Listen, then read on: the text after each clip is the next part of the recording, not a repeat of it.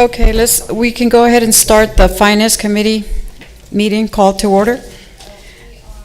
The Board of Commissioners or its committee may hold a closed meeting pursuant to Texas. They're going to start the recording, Oh, sorry. and then I guess they'll do a roll call. All right, we will now begin recording. Okay. Recording in progress. This meeting will be recorded in its entirety. For those on the computer who need to mute and unmute, please use the microphone on your screen. For those using a phone, please use *6 to mute and unmute. Live transcript has been enabled for this meeting. To modify your preferences, please select the live transcript in the meeting controls at the bottom of your Zoom window. We now will begin to conduct the commissioner roll call. Chairwoman Dr. Ana Cha Guzman. Vice Chair Olga Kaufman. Present. Commissioner Gilbert Casillas. Present. Commissioner Dalia Contreras. Commissioner Lauren D. Dantzler. Present.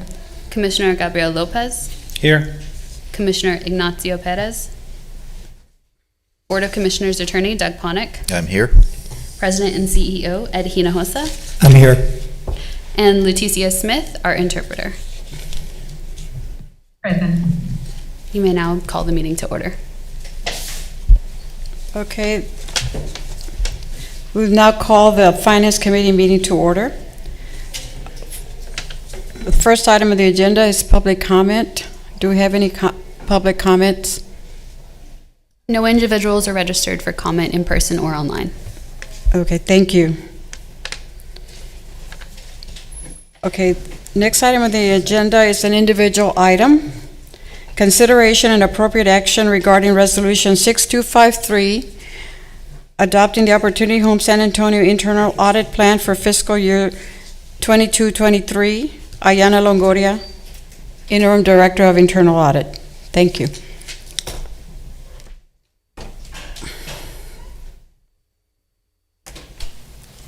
Good afternoon. Thank you, Commissioners. Today I will be presenting the internal audit plan for 22-23, and we'll be seeking approval for this. Just a short background on what we've done is that the IIA Standard 2010 requires planning, and that is the process that was engaged with the board, with the executive leadership, and with senior and frontline staff of the Opportunity Home organization. And the IIA Standard 2020 requires communication and approval, and that's what we're doing here today. Next slide, please. Next slide. So our process for developing our risk assessment is to utilize a Google form. We did also provide an option to interview. We had a risk assessment methodology which had been reduced in the number of variables. One of the areas taken out this year was increased staff time or staff time involved in the process. And we also streamlined it so that the survey would be by the variable, not by the department. So we had 3 pages as opposed to 16 or 17 different pages you had to tab through. So our survey responses were received, as I mentioned, from the Board of Commissioners, the executive leadership and staff, and we had an 88% response rate this year, which is still positive. And the feedback that we received was also positive, but of course we will take everything that was shared with us and continue to build on the feedback that we received. And so a summary of the risk assessment results were discussed with the CEO and executive leadership, which has brought us to this point. Next slide. So on our survey, we looked at the key variables for public disclosure implications, and that was what would put us on the front page news. We also looked at increased senior management or commissioner interest over a prior year, and this could be due to changes in the department, changes in policies or procedures, changes in regulations. So there are a lot of things that could feed into that interest. And then we also looked at the internal and external compliance requirements.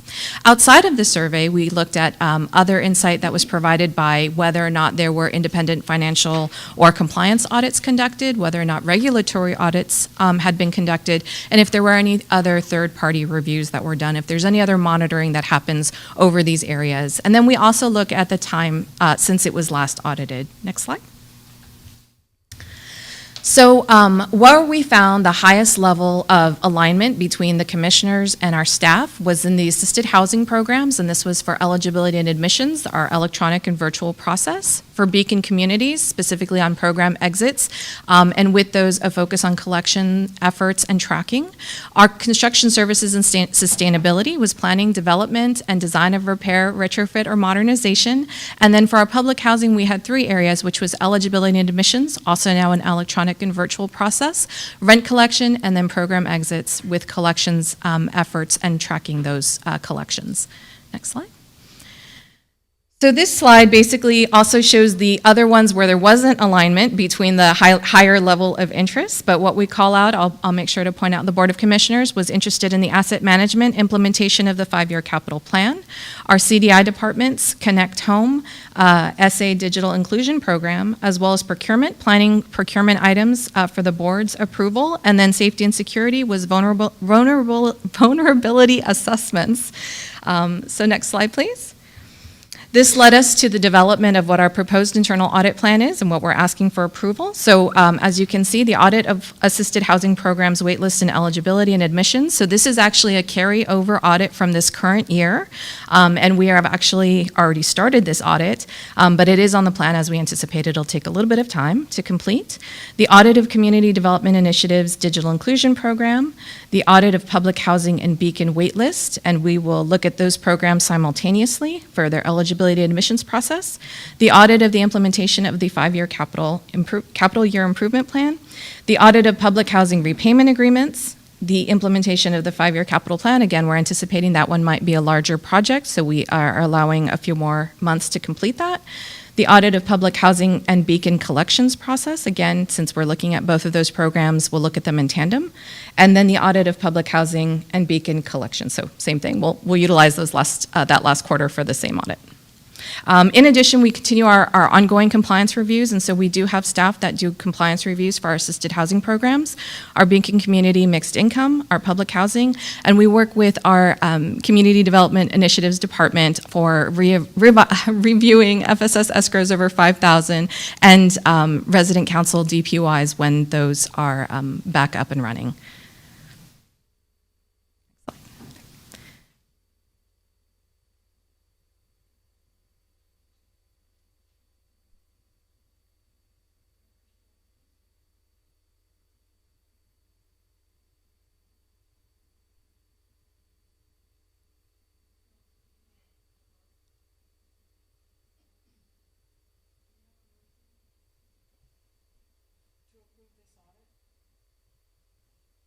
It's the plan, right?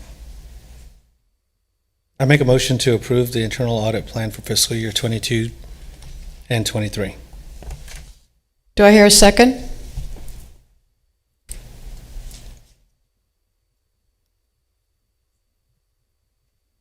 Second.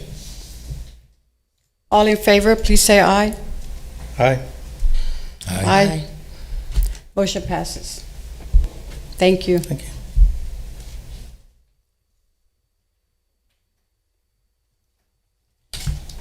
The next item on the agenda is a discussion item, update and discussion regarding the quarterly internal audit report. Again, Ayana Longoria is presenting.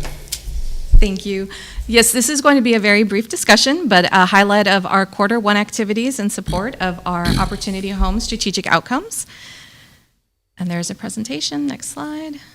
So our very first thing that we want to start off with, for the end of last year, we did review 30 escrows that were valued over $5,000 and were approved for graduation. So we did review more than 30, but 30 were approved for graduation through us. And so this was a total of $289,000 awarded, an average escrow per family of $9,633.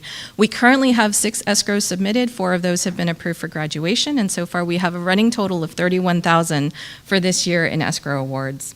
We are currently working on the audit of new construction process, the audit of redevelopment and modernization process, the standard, of course, our standard operations compliance audits, and our participation in the resident council engagement meetings. Next slide. So to carry on with our 21-22 audit plan, we were working on the new construction process. This is the legacy at Alaskan, and so our auditor has completed their field review, and we've had our follow-up meetings with development services and neighborhood revitalization and public housing staff, and we're currently working on the development of the draft report. This is also true for the modernization process at Victoria Plaza. We are moving forward with the audit of the assisted housing waitlist, eligibility, and admissions process. As was mentioned, it's on the current audit plan, and so the announcement memo was sent out on July 27th. Vanessa Herrera, who's my auditor one, will be the lead for this audit. What we're planning to review is the waitlist process for the most current waitlist that was open in July, and then we will review eligibility and admissions process through a sample of the waitlist from September 2021. Our kickoff meeting is scheduled for September 5th, I believe, or 6th.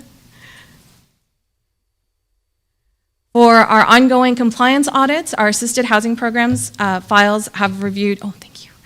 We have reviewed, are all being done digitally. However, we do review physical files. This would be for Section 8 for permanent documentation if they were a family who had moved in prior to going into COVID. And so we've completed a review of 760 digital files, 487 physical files, and so that was completed in last year. Every month we audit 65 of their program files. For public housing, we review 10% of occupied units with no less than 5. We've completed 57 public housing communities, a total of 622 files, and 5 mixed income communities, a total of 50 files. We're very excited to announce that we were able to start the Beacon Communities review, and so these were started in May of 2020, and in that short amount of time, we were able to review 5 communities with, 6 communities with 122 files. Next slide. So currently on our active action items list resulting from our internal audits, we have 13 open action items. 1 is pending the hiring of a resident leadership coordinator, which we anticipate will be very soon. And 12 are pending the review and approval of an SOP. The SOP has been drafted, but it hasn't been released yet. So as soon as that happens, that will clear out the open action items. The last item on the report out is we are currently undergoing, next slide please. Oh my God. We are currently undergoing a Hud Monitoring review, and so this is in regards to the coronavirus aid relief and economic security, the CARES Act funding that was received. An entrance call was held with executive leadership and HUD on August 3rd, and all documentation that was requested has been provided to them, so we're just pending their review and exit. Are there any questions?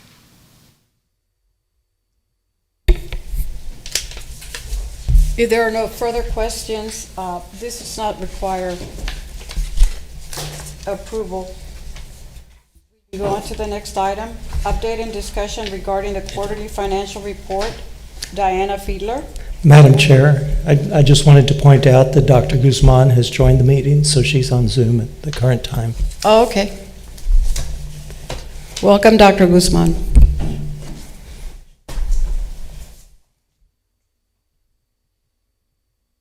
Okay, so we've completed our fiscal year end, June 30th, 2022, and we'll go over some information now. Can you bring up, yeah, thank you. So first we're going to review and I know it's a little small, but I think you have this all in your packet, right? So this is the income statement for the operations segment of our business, which comprises of all of our housing programs, so public housing, Section 8, Beacon, the management company, which is our central office cost center, as well as all of our resident services that are managed under CDI. So these are our core operations. We separate out real estate and grants, capital grants for different reason, right? So that they don't skew the numbers to your true operations. So you could see that your operations, your total operating revenue for the year was $180 million. Operating expenses, $170 million, so it gives you about a $10 million net operating income.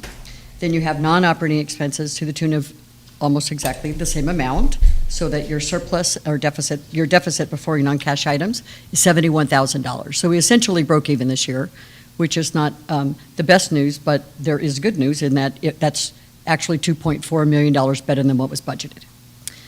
So there's that. So some of the variances I'll go through now are in tenant revenue. Public housing at a $1.3 million negative variance, and the Beacon properties had an $8.3 million negative variance. The Beacon properties, the largest piece of that is that $6.4 million that belong to those three properties that were originally budgeted but were never brought into the Beacon portfolio. So that's the largest part of that variance is from those three properties. The Woodhill property, of the operating properties, the Woodhill property performed sort of the worst. They had a variance of $1.2 million in their rental revenue line item. And then bad debts also performed significantly over budget at $1.6 million. There was some upside. A few of the properties had some increase in occupancy, so that made up about $1 million of that variance. So it offset it a little bit. It would have been about $10.5 million. Okay. And then grants, there's an upside there. That's $6.5 million positive compared to budget. So we had a $1.9 million in additional administrative fees for the Section 8 programs, initial $2.6 million in public housing, and both of those were related to HUD, not increasing necessarily funding, but they increased the proration of how they applied the proration to the funding. So they started off at a lower proration, and then at the end of the year, they decided they have some money left over, so they distribute it to all the housing authorities appropriately. Then there was also a $1.4 million TERS grant received from the City of San Antonio for the Labor Street property for some infrastructure work there. The HAP revenue, $7.2 million below budget, and that is offset by the HAP expense. That's related to the underleasing that we're experiencing right now. Salaries and benefits, almost $5 million below budget, and Ayana will present all those facts and figures to you during the Operations Committee meeting. Those are for positions on hold as well as vacant positions. The most concerning item here is the ordinary maintenance and operations over budget amount is of $5.5 million. We all know that there's a lot of inflation right now, but this particular line item is 35% over budget. So we're going to watch it very, very closely. We built in some more inflation this year than was built into this 22 budget. But we're working very closely with Brandy and her team, and Brandy's got some creative solutions going on right now, so we're trying to just hold the line there. Other expenses operated at below budget due to technology and licensing, insurance, and training being below budget. And then the HAP expense there is below budget $11.8 million, which is higher than what the HAP revenue is below budget because we funded some operations, right? We fund resident services, $1.8 million out of this bucket of money. We fund capital planning. We funded $1 million to the Highland Park property for their operations, and then we funded a little bit to the pre-development for the Alaskan redevelopment and for the Labor Street project as well. So then you could see that all ends up in this pretty much break-even position for the year, for the calendar year. For the fiscal year. Okay, next slide. So the next slide shows our better news. So this is our capital activity. So this is our capital grants as well as our real estate services and development and construction services combined budget. Operating revenue, $24.5 million. Operating expenses, $3 million. That gives you a net operating income of $21 million. And then you have non-operating income of $1 million. And so you have a surplus of $22 million. The variances there are in the grants. That's pretty much just timing related to our capital grants. Whenever it's a cost reimbursement grant, so until the work is done and billed to you and we're ready to write a check to the vendor, we don't pull the money down. So if the timing of the projects is off, then the budget is off. It's just timing. Those grants don't go anywhere. The largest positive impact is $8.8 million in miscellaneous revenue, which is from the fees earned for those real estate deals that Tim and Tom have been bringing you, mostly related to the resyndication of the Sorrento property. And so of this $22 million, $10 million is non-cash though. So $8.6 million of those dollars represents capital work in progress that has been recorded as income, but is sitting on your balance sheet as parts of buildings, and until that work is complete, it won't move off of your income statement. Once it's complete, we move it off of the income statement and into the balance sheet, and it'll show up as a loss. So there's about $10 million of the 22 that is non-cash. If you'll go back to the revenues. Sorry, I was covering the other ones.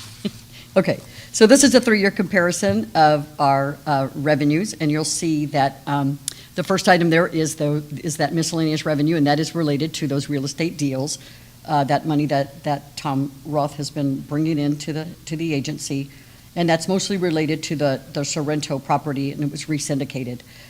You could see that there's obviously a large drop in HAP revenue, and that's related to under leasing. There's a smaller drop of about $3.3 million in grants, and that's because we got additional CARES Act money last year that HUD did not extend to this year.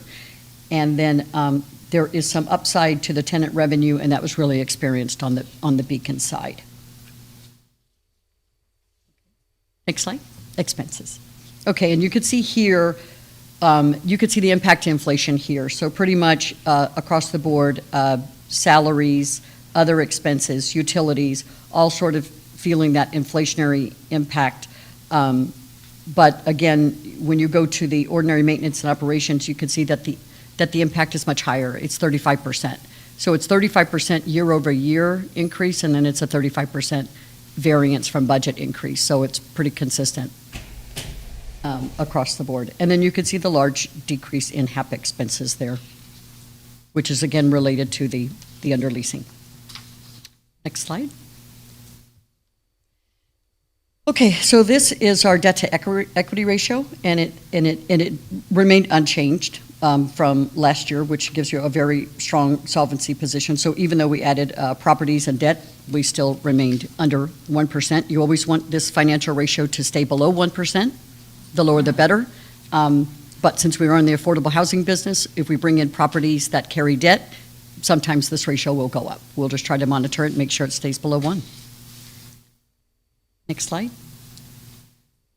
So this is our current ratio, and our current ratio actually decreased year over year from 2.3 to 2.27, and that's actually a very good ratio. We try to keep ours above 2. Most governments, it's just above 1 is good, right? Because you don't have a lot of extra cash typically laying around as a government. This particular ratio was impacted by the Woodhill loan being due within the next 12 months. Once a loan is due within 12 months, it is considered 100% current. So it moves into your current payables. So that impacted this ratio this year. And if it were in our long-term debt, our current ratio would be 2.88. So much closer to 3, which is a very good comfort level between 2 and 3. That concludes my presentation. If you have questions.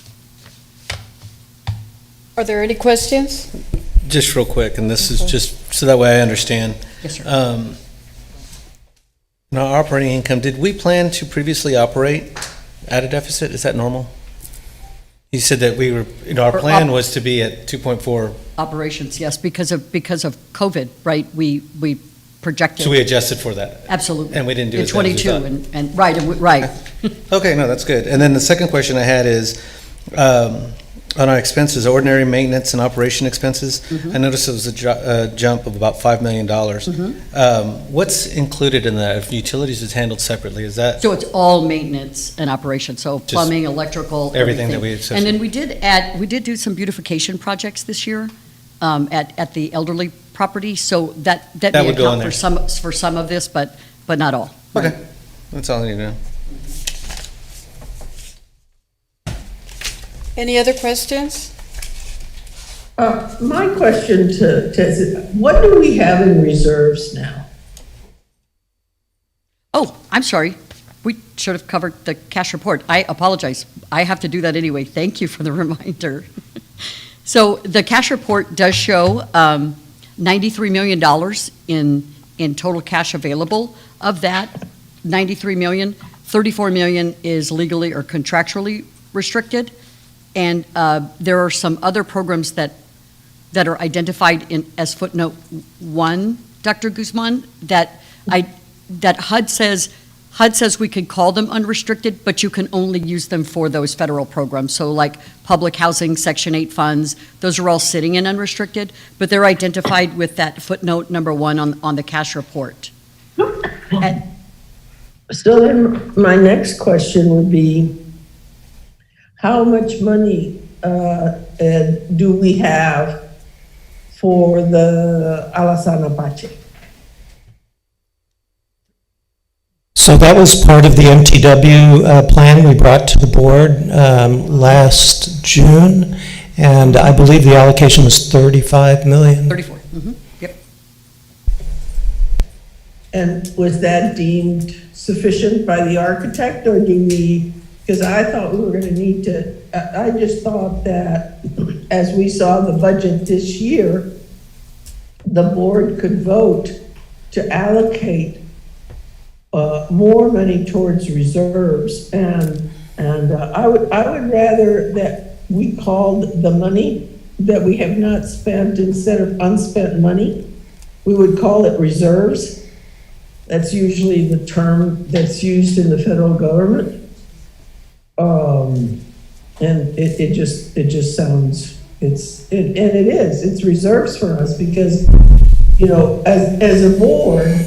What we want is to utilize the monies that we get towards improving the housing that we have, not only for the tenants to live in comfortable lives, but also it increases the value of our real estate. And so I'm just wondering if out of those reserves, other than Alaskan Apache, I know that you've got Saldaña doing something on another one. I'm wondering if we could kind of get an update on how we plan to spend our reserves, because I think that both architects are going to be done soon, and we need to start really pushing for that, and kind of knowing what size budget we're going to need in order to make a difference to both Alaskan Apache, and then I think it's Victoria Courts that Saldaña is looking at, right, Ed? Right, every spring we go through that allocation process and with the board, and in the May Finance Committee meeting, and then in the June board meeting, we get the final approval and allocation. And for this year, some of those funds are allocated to Alazon, some to Lincoln. The other large project is Snowden, which has, I believe, an $8 million allocation. There's money allocated to the preschool project that we have, and also to the Wi-Fi ongoing costs. And I don't know, Diana, do you remember CDI received an allocation, and of course $2 the million. operations, for the part that they were underfunded. That is correct. So all of that is committed as of the June board meeting, and obviously our reserves change through the year, so in the spring we would bring that back to review with the board and do a reallocation at that point.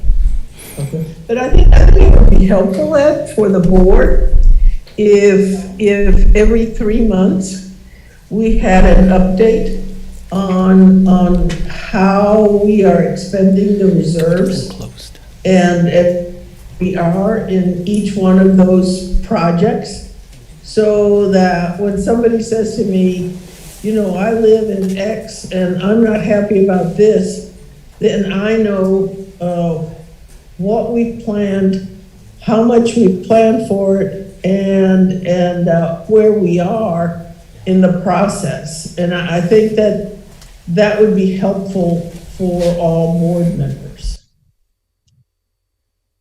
Okay, we'll see what we can do on a quarterly basis to review the reserve allocation with the board. Thank you. Thank you.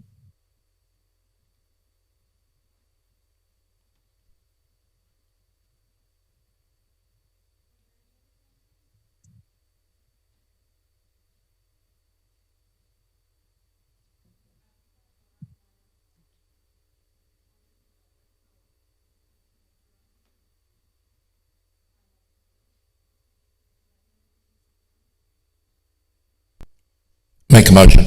A second. All in favor? Aye. Aye.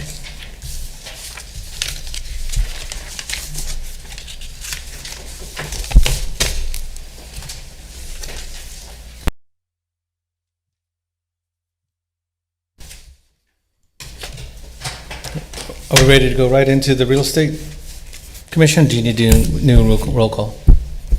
Probably good to do a roll call because we've got Dr. Guzman on.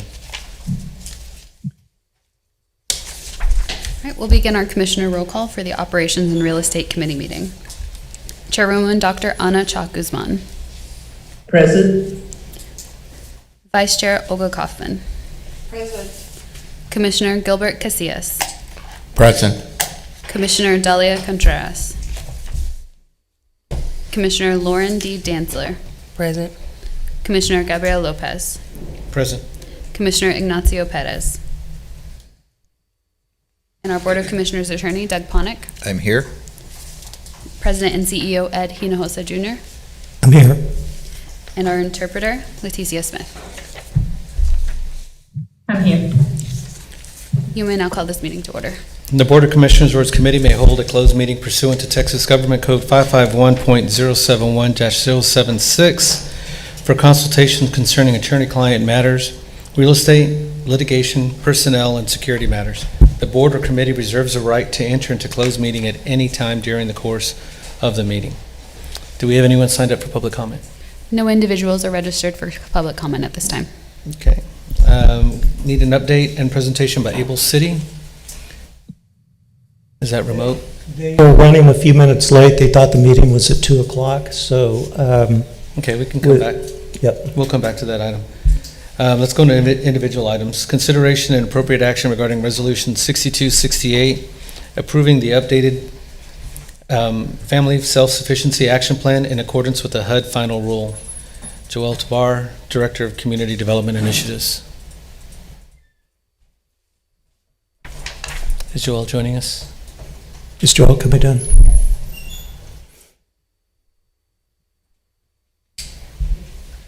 You're up, Joelle.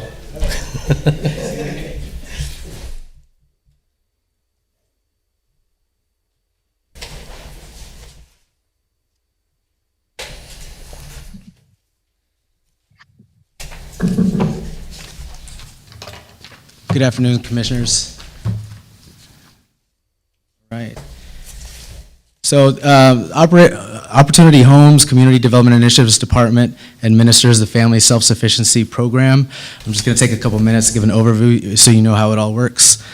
So it's a HUD discretionary funded program that we apply for each year. Over the past 5 years, we've gotten about $4.6 million. Our largest grant award was this year for just over $1 million.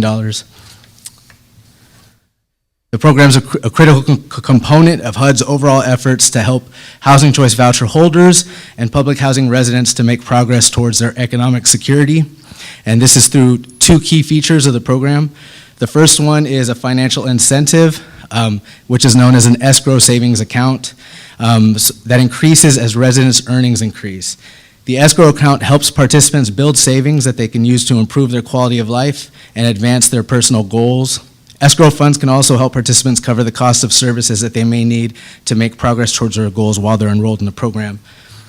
The second key element is case management or coaching to help residents access services they may need to overcome barriers to employment, strengthen their financial capability, and address other challenges holding them back from achieving their goals. So those are the two key features, the escrow account, which makes this our most popular of our resident service programs, and our standard case management provided by our resident service coordinators. It's completely voluntary, so any Housing Choice Voucher participant or public housing resident has the option to enroll, and failure to complete the program does not have an impact on their housing assistance. Joe, can you better explain what the escrow program is? Yes, ma'am. How it really works? Right.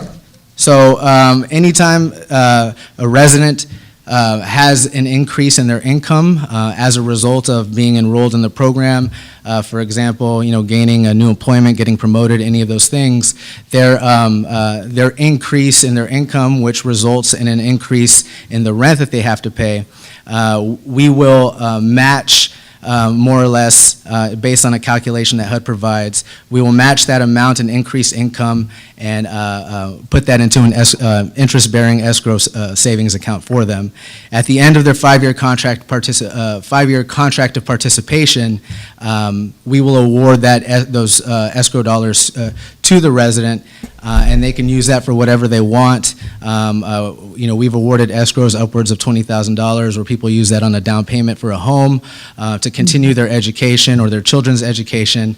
But again, completion of the program and receiving the escrow award does not have a bearing on their continued housing assistance as long as they're still eligible for their housing program. And if the family leaves in 3 years, are they still able to carry their escrow, or is the 5-year the requirement? So there's a distinction between program termination and program graduation. There have been changes to the final rule with regard to when a family can graduate and how those escrow dollars are forfeited or recaptured by the housing authority, or Opportunity Home. So there are instances where a family can graduate early and receive those escrow dollars. There's also what's called interim escrow disbursements, meaning that while they may not have graduated the program yet, during that 5-year period, if they do need some of those escrow dollars to say, repair their vehicle in order to get to work, or anything related to their advancing towards their goals, then we can give them disperse escrow dollars during the interim while they're still active on their contract. And the escrow dollars come from the federal government? Yes, ma'am. It is paid from our, on the public housing side. Again, this is available to public housing residents and Housing Choice Voucher participants. On the public housing side, it gets paid from our operating subsidy, and from our, on our Housing Choice Voucher side, it gets paid from our housing assistance payments, HAP dollars. And what percentage of our public housing and the other category participate in that program? So we have 17 resident service coordinators in the for the FSS program. That's how much we get funded. The grant pays only for resident service coordinator salary and benefits, and so and it's about split down the middle. So we're about half of our resident service coordinators are serving public housing residents, and the other half are serving Housing Choice Voucher participants. They have a minimum caseload per the grant of 50 residents on their caseload per resident service coordinator, which comes out to about 850 overall.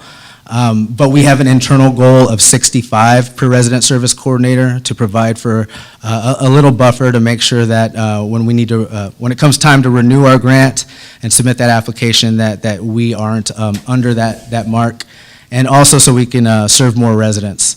So we're always finding ways to create new capacity to provide services to more residents, without putting too much on our staff. Okay. That sounds great. Thank you. Mm-hmm. So this presentation specifically is about the HUD's final rule that was published on May 17th, which made some changes to the federal regulations for the FSS program. And our FSS action plan, you all may be more familiar with our Housing Choice Voucher Administrative Plan, and for public housing, our Admissions and Continued Occupancy Plan. Those are our two main policy documents for our housing programs. But there's a much smaller plan, which is the FSS plan, action plan. And so the reason why I'm before you today is that so we can get approval for the changes to the FSS action plan to conform with the final rule. And plus, because the final rule says that we have to get board approval in order to move forward. I just want to point out as well, FSS is like other HUD-funded programs that they don't pay for all of the cost of the program. They provide some salaries, but they don't pay for supervision or office space or telephone or computers or even fringe benefits for those employees. So that's the reason it's only partially funded by HUD, and we each year make an allocation of our reserves to help fund the rest of the expenses. So this year we've allocated $2 million of our reserves to help fund this particular expense, and it's part of the CDI, all the CDI programs that Joelle is over. Correct. So for every grant dollar we get, we stretch it to full use. So for example, for our 17 resident service coordinators in the FSS program, every single dollar goes towards funding as many resident service coordinators as possible, and supervision, management, and support staff are funded with MTW dollars by Opportunity Home. And does HUD require you, Joel, to evaluate the program on an annual basis or not? Yes, ma'am, that's done through our renewal grant application each year. And so, for instance, this year, they've told us that while the grant runs the calendar year from January 1 to December 31, but the application this year is in early October. And so, for example, if we haven't spent, if we haven't expended 60% of our grant dollars by the time of application, then we may not be eligible for as much funding the following year. That makes sense, because I think that would be good information to share with the board, and you may not want to share all of it in meetings, but at least let the board know that we've got that information, that we've sent it to HUD, and that we may look at it, because I think it's a good indicator of how the staff is doing in managing the organization. Yes, absolutely. And we just implemented our new service coordination case management software system, Apricot, which is allowing us to collect richer data on how well we're providing services and resident outcomes. So we can include that also. Moving on the final rule. One of the things that has changed in the final rule is that this opens, now it's not only restricted to Housing Choice Voucher residents or public housing residents, but it's also available to project-based rental assistance clients, which we do have some in our Beacon communities. Project-based rental assistance is just what the name states. It's a rental assistance tied to the property, and so the owner, or in this case Beacon Communities, administers that program. However, this final rule did not give any additional grant funding, although it did open up eligibility to PBRA clients. But a notice of funding opportunity was recently published by HUD for next year. So right now, when we are preparing for our renewal application for the 2023 year, we're also going to explore whether or not it's a good idea for us to apply for additional funding for those PBRAs in Beacon communities. Next slide, please. All right, enrollment updates.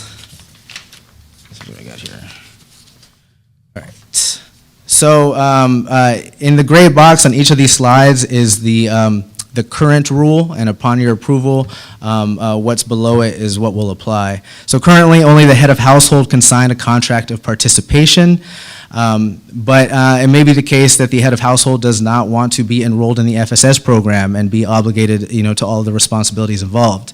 However, now anybody in the household 17 years or older may sign a contract of participation. There is only one contract of participation per family, and the family must consent to whomever is contracting into the FSS for their family.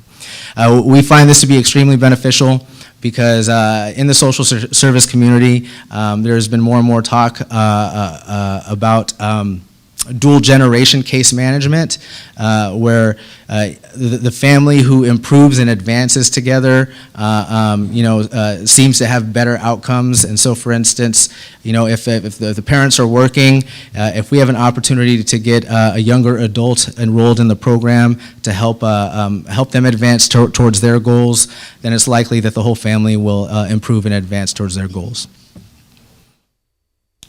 Next slide, please. All right, currently, Section 8 home ownership, moderate rehabilitation, and moderate rehabilitation single-room occupancy vouchers are not eligible for FSS. The final rule does open it up to all of those programs, but right now, currently, of these three, we are only administering the moderate rehabilitation program through our Assisted Housing Programs Department, and so, and they are aware that this is going to be a new opportunity for their clients. Next slide, please. Currently, the end date of the contract of participation is 5 years after the contract effective date. In other words, a contract is signed, the clock starts ticking, and then 5 years from that date it ends. But this isn't always beneficial to our clients who enroll in the program because now the contract of participation end date will now be 5 years after the first interim or annual reexamination certification that occurs after the effective date. So currently, somebody may sign a contract of participation, but they may not experience an increase in earned income until, say, their first or second year into the program, depending on how fast they're able to achieve their goals. Without that first increase in earned income, they don't start accruing escrow. So with this change, the contract of participation will begin at their first recertification where they have that first increase in earned income, meaning that they will be able to accrue escrow earlier in that 5-year contract than later. Next slide, please. Okay. Currently, there is flexibility on whether to request a new certification if the current was older than 120 days, or staff had the option to use the old certification for the contract of participation. Now staff will only be able to use the most recent certification to contract regardless of the certification age. This is largely administrative. This helps us streamline, so we are in favor of it. Next slide, please. Extension updates. All right, so extension is in regard to the contract of participation. There are opportunities to extend a contract in certain cases. Currently, extensions may only be granted for quote-unquote good cause or reasons outside of the person's control. But now they may extend the contract if, say, they have one last goal that they need to complete and they're not held to that strict contract end date. Again, this is another great change. Graduation updates. Currently, HCV participants automatically graduate when they reach 30% of their total tenant payment. But as with any of our residents, there's no guarantee that when somebody achieves a certain percentage of their total tenant payment that they're going to stay at that percentage. And so HUD made the change that HCV participants who reach 30% will continue in the program until they have met all of their goals on their individual training and service plan. So 30% is no longer the benchmark. Next slide, please. Currently, participants must be TANF-free for 1 year prior to graduation, but with the change, that is no longer a factor. Participants must now provide proof of being TANF-free only on the day that they graduate, not for 1 year prior. And one last change is that we are no longer as a housing authority, able to add additional graduation requirements here locally. And so HUD has defined the graduation requirements, and so any additional requirements that we have added over the years, we are removing also. And you'll find that in the action plan summary. Currently, any kind of termination for the program results in forfeited escrow. This is a major change. So now, if somebody is terminated for any of the following reasons listed here, they may still receive their accumulated escrow. So this is a partially response to your question earlier, Dr. Guzman. So if the essential services aren't available to them, if the contracted participant becomes disabled or otherwise unable to complete their contract, or if the family, through portability procedures, they port to another PHA and they cannot complete their individual training and service plan prior to leaving Opportunity Home. So overall, we find all of these changes made by HUD to be beneficial to our residents, and we are eager to make the changes and to implement them, to put them in effect. Any questions or concerns? Any questions regarding rule Well, changes or anything? I don't have any questions, but I would suggest that we write a letter as a board with the president thanking the HUD secretary for enacting these new rules. Because as Coed explained, all of these rules really are responsive to the needs of our population.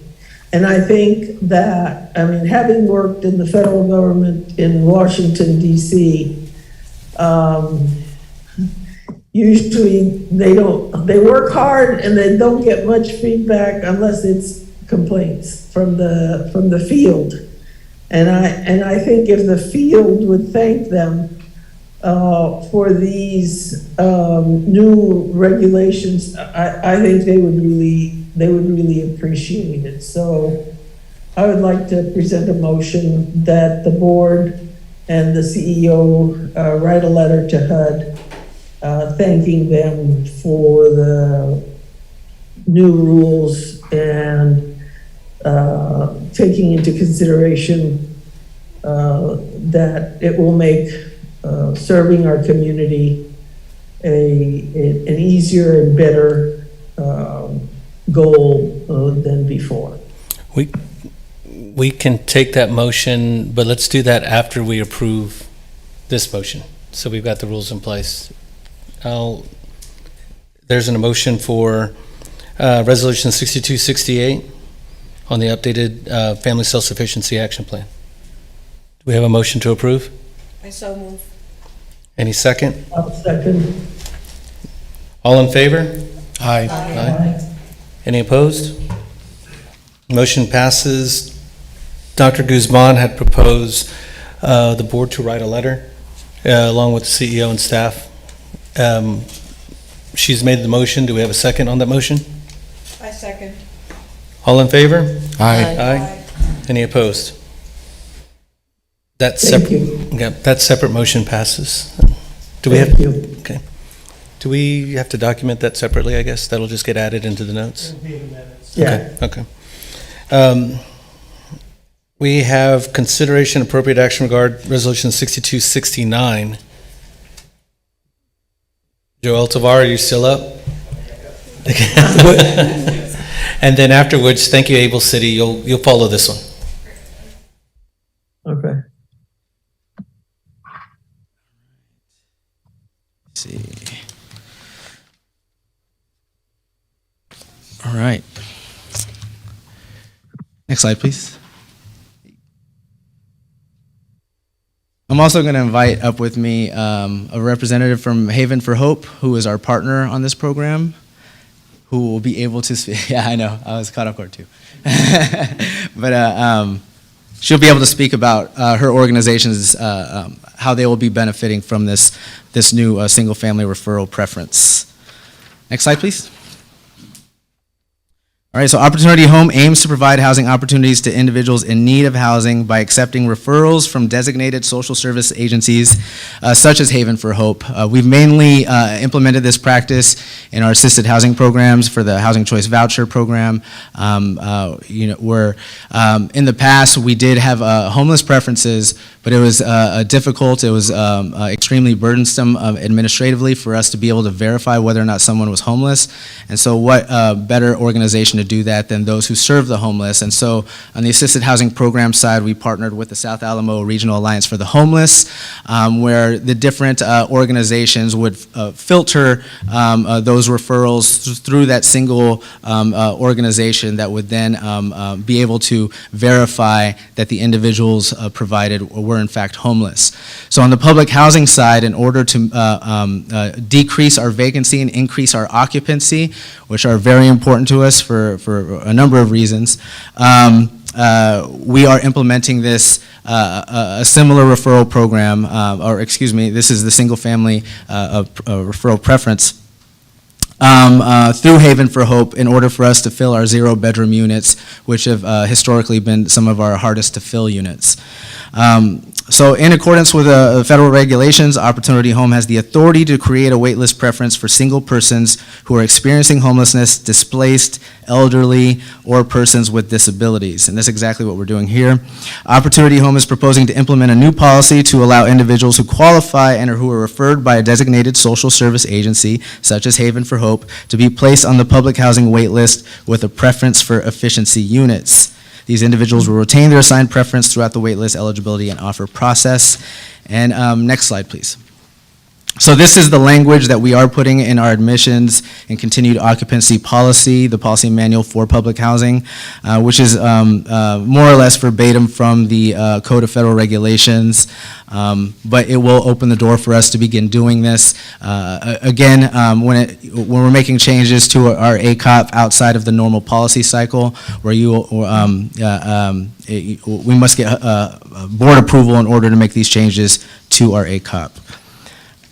All right, next slide, please. Vacancies, did you have a question, Dr. Guzman? Well, I mean, I think that my concern and the concern of the board is that we don't have many properties that would be good for the single tenants. And I think in our strategic plan, Ed, we need to look at that kind of weakness and plan in the future to build something or purchase something that would allow us to have more space. I think we'd have to speak to the city, or we'd have to speak to Heaven for Hope or someone, because a lot of times those individuals are high care individuals that we may not be ready or available to work with. But if we could combine services with another institution where we would provide the housing and they would provide the services, because I think that what's happening in San Antonio is that community is growing. Even though Haven for Hope made a huge investment, and I think still that community is growing, and we need to do something about that. So I have with me today Ashley Adkins. She's actually a former Saha employee, but she's now the Director of Housing at Haven for Hope, who made this partnership very easy. She's here to talk about what kind of services are provided to their residents once they receive housing. Hello. Okay. So again, my name is Ashley. I did used to work for the Housing Authority, so I'm very aware of what all that entails as far as paperwork, criteria, eligibility, and all the struggles that come with that. Can y'all hear me okay? Yes? Okay. So to speak to the issue of like what programs are available and partnerships, we also not only have clients from the shelter, but we do have programs available that do follow-up. So we have rapid rehousing programs within the COC, and so that program provides up to 12 months of rental assistance along with case management services. So we do have programs that could potentially follow up with those clients. Now, we don't pick those clients. They go through the coordinated entry system through SARA, which you already have a program with. So we could do something different outside of that, but just to speak to what's possible. We also have an internal program, permanent supportive housing program, that is outside of the COC, so we do direct referrals internally, in-house, so that's also a possibility. Also, just to speak to some of the clientele that we could be sending over, it's, from my understanding, only for the elderly and disabled. We, while they are at shelter, can provide documentation support, so we get them assistance with ID recovery, birth certificates, social security cards, help them print out their award letters, take them down to social security office to get those award letters. Our team could support with filling out the paperwork for eligibility criteria, help screen through that process. Now, we don't do the official screening. That would be something that SAHA would do, but we do try to make appropriate referrals that are likely to be approved. So I'll just add also, we have other agencies we partner with for the homeless, and I believe Sarah's one, and other services are provided by them. So while we provide the housing, the services are provided by our partners. Right. So where we might be providing this benefit to our community, providing more assistance to homeless individuals who desperately need housing, sometimes the administrative barrier in terms of what our staff has capacity to do and follow up with, we rely on our partner organizations, these homeless agencies, to be able to do that for us. And so for that, we're very grateful. Vacancies for 0-bedroom units, which is what the intention of this preference is, have increased at our elderly and disabled communities, especially since the beginning of the COVID-19 pandemic. And then right there you have the top 6 communities with the highest average of vacancies per quarter. And so again, you know, our internal goal for occupancy is 98%. Although we want to, you know, 98 to 100%, but no less than 98. So any one vacancy at any one of our properties is going to impact that percentage, which impacts us in a number of ways, not least of which currently being held accountable by HUD. So this preference will decrease vacancies across communities that we have historically experienced difficulties filling efficiency units. And so with that, we hope you will approve this change to the admissions and continued occupancy policy for the single-family preference. No, I can appreciate any time that we can partner, especially when y'all take on that responsibility. It's an assistance to us, especially when it helps the community. So thank you for creating that partnership. And any kind of partnerships we have with community-based service providers further strengthens our reputation in the community. Absolutely. And what we're doing for the community at large. That's good. So, I'm all for helping the homeless community and getting them housing and everything, but how are we going to monitor putting them into our elderly, disabled communities? We have a lot of problems now with mental health issues, and we know that sometimes a lot of the homeless people have mental health issues. There's also the drug and alcohol issues and stuff like that. We have big issues with that now within our elderly and disabled communities. How are we going to monitor that and keep track and make sure that it doesn't become a bigger problem? That's an excellent question. And as you were saying that, you know, I think often about how, you know, the many neighborhood association meetings that I've gone to over the years, and where community members often, you know, ask the same question of our public housing residents in their community. I do know that we have issues at our public housing communities, and I do know that we are working tirelessly to figure out solutions for those issues. not least of which we're trying to implement resident councils, and we are improving the quality of our property management, and we are integrating much of our CDI resident services, further integrating it with our property management, so they know when to call upon our resident service coordinators for targeted outreach for certain individuals who seem like they may need it. Over the past couple of years, our resident service coordinators have gotten more skilled and knowledgeable about our community-based partners who can provide those types of services. And so, as a lot of the issues in our community continue to get worse, homelessness being one of them, but also mental health has certainly gotten worse throughout the COVID pandemic and after.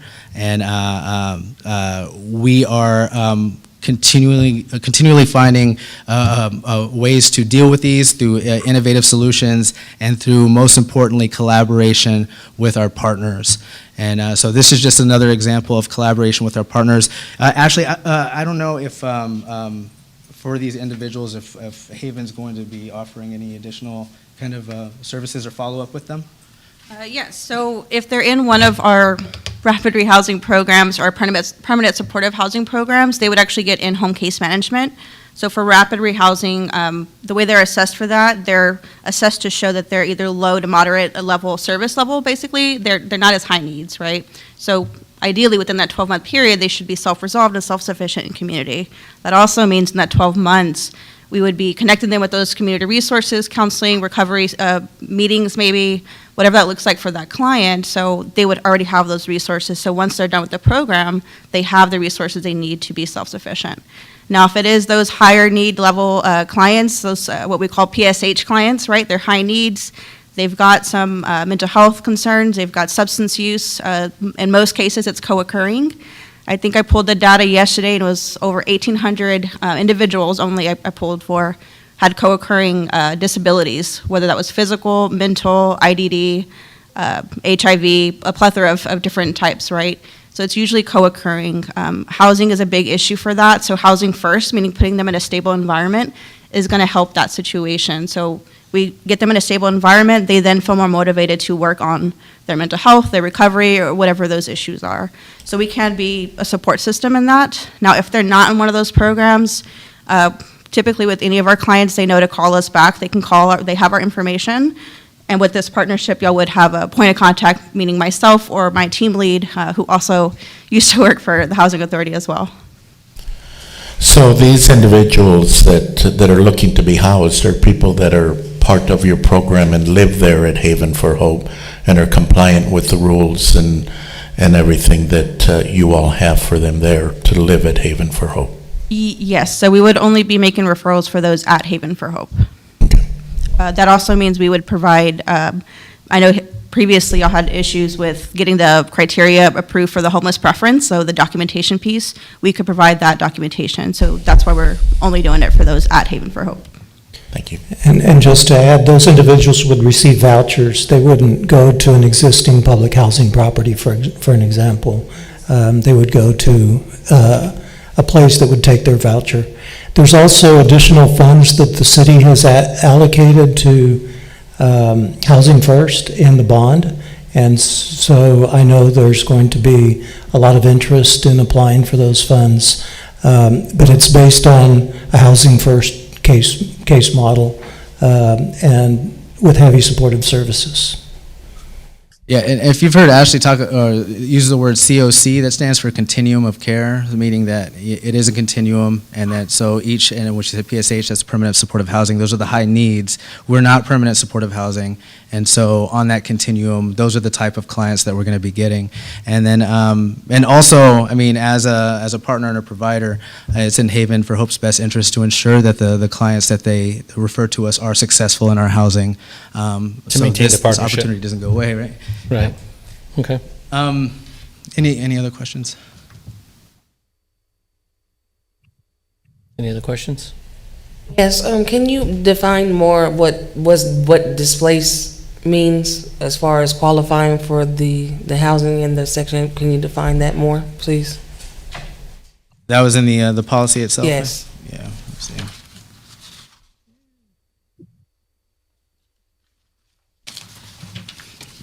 So displaced here means that, that they were relocated out of their assisted housing through circumstances that were not of their own.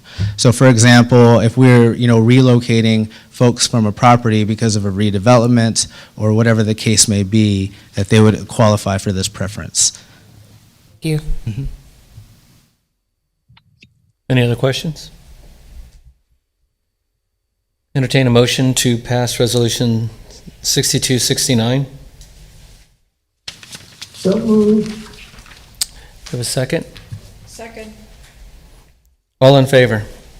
Aye. Any opposed? Motion carries. Thank you, Joel. And Haven for Hope, thank y'all for being here. Okay, Able City Friends, come on up. We'll bounce back to the presentation, update and presentation by Able City.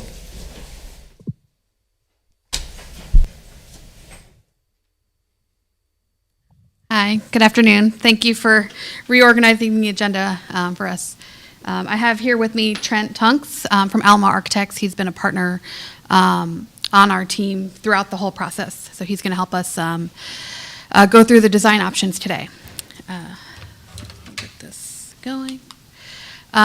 So this, you've seen this schedule before, so we are now in phase 3 of the Alaskan Courts master plan process. So we've, spent all of that time learning and listening and developing a vision for the project.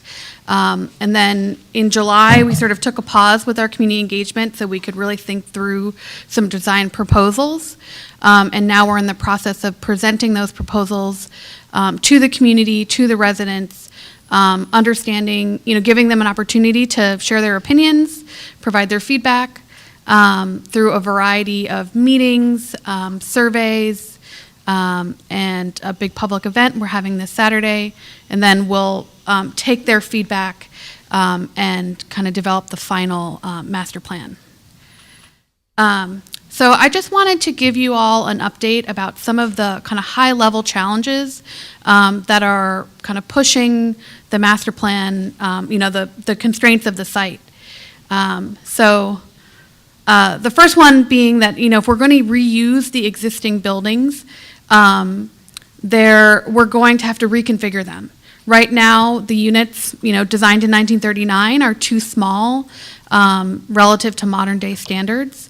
So, Trent and I did an extensive kind of analysis of those existing buildings to make sure, kind of doing that test fit that we can, if we have a 4-unit building, maybe it needs to go down to a 3-unit building to accommodate that increase in square footage that every unit requires.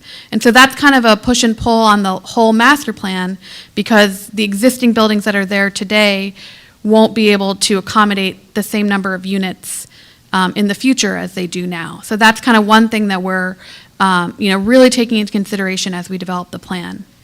And then I have kind of a detailed slide about the floodplain issue. So this is something, that's been a concern for the community. So what you see in blue is the current floodplain, 100-year floodplain. And so there are a number of buildings that exist within that floodplain. Right now, according to the city of San Antonio, no new construction or substantial renovation can happen within that 100-year floodplain. So, the end of that is basically to say that those buildings that are in the floodplain, most likely should be demolished because we can't do that substantial renovation to bring them up to code, to bring them up into compliance of what we would want to see for the future. So that's been, a little bit of a learning process. We've had to do our due diligence and then really explain that to the community because, there are members of the community that want to see as few buildings demolished as possible. And so we've been just kind of working through the technical side of that and having those conversations so that they can, just it's in some ways it's a trust issue that they, there's some people who might not accept that that's the reality of the regulations.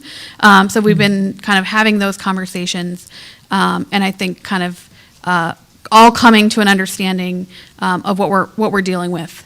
One update to that is the River Authority is currently. Oh, Go ahead. okay. The River Authority is currently redrawing their maps, and they will be approved by City Council this fall.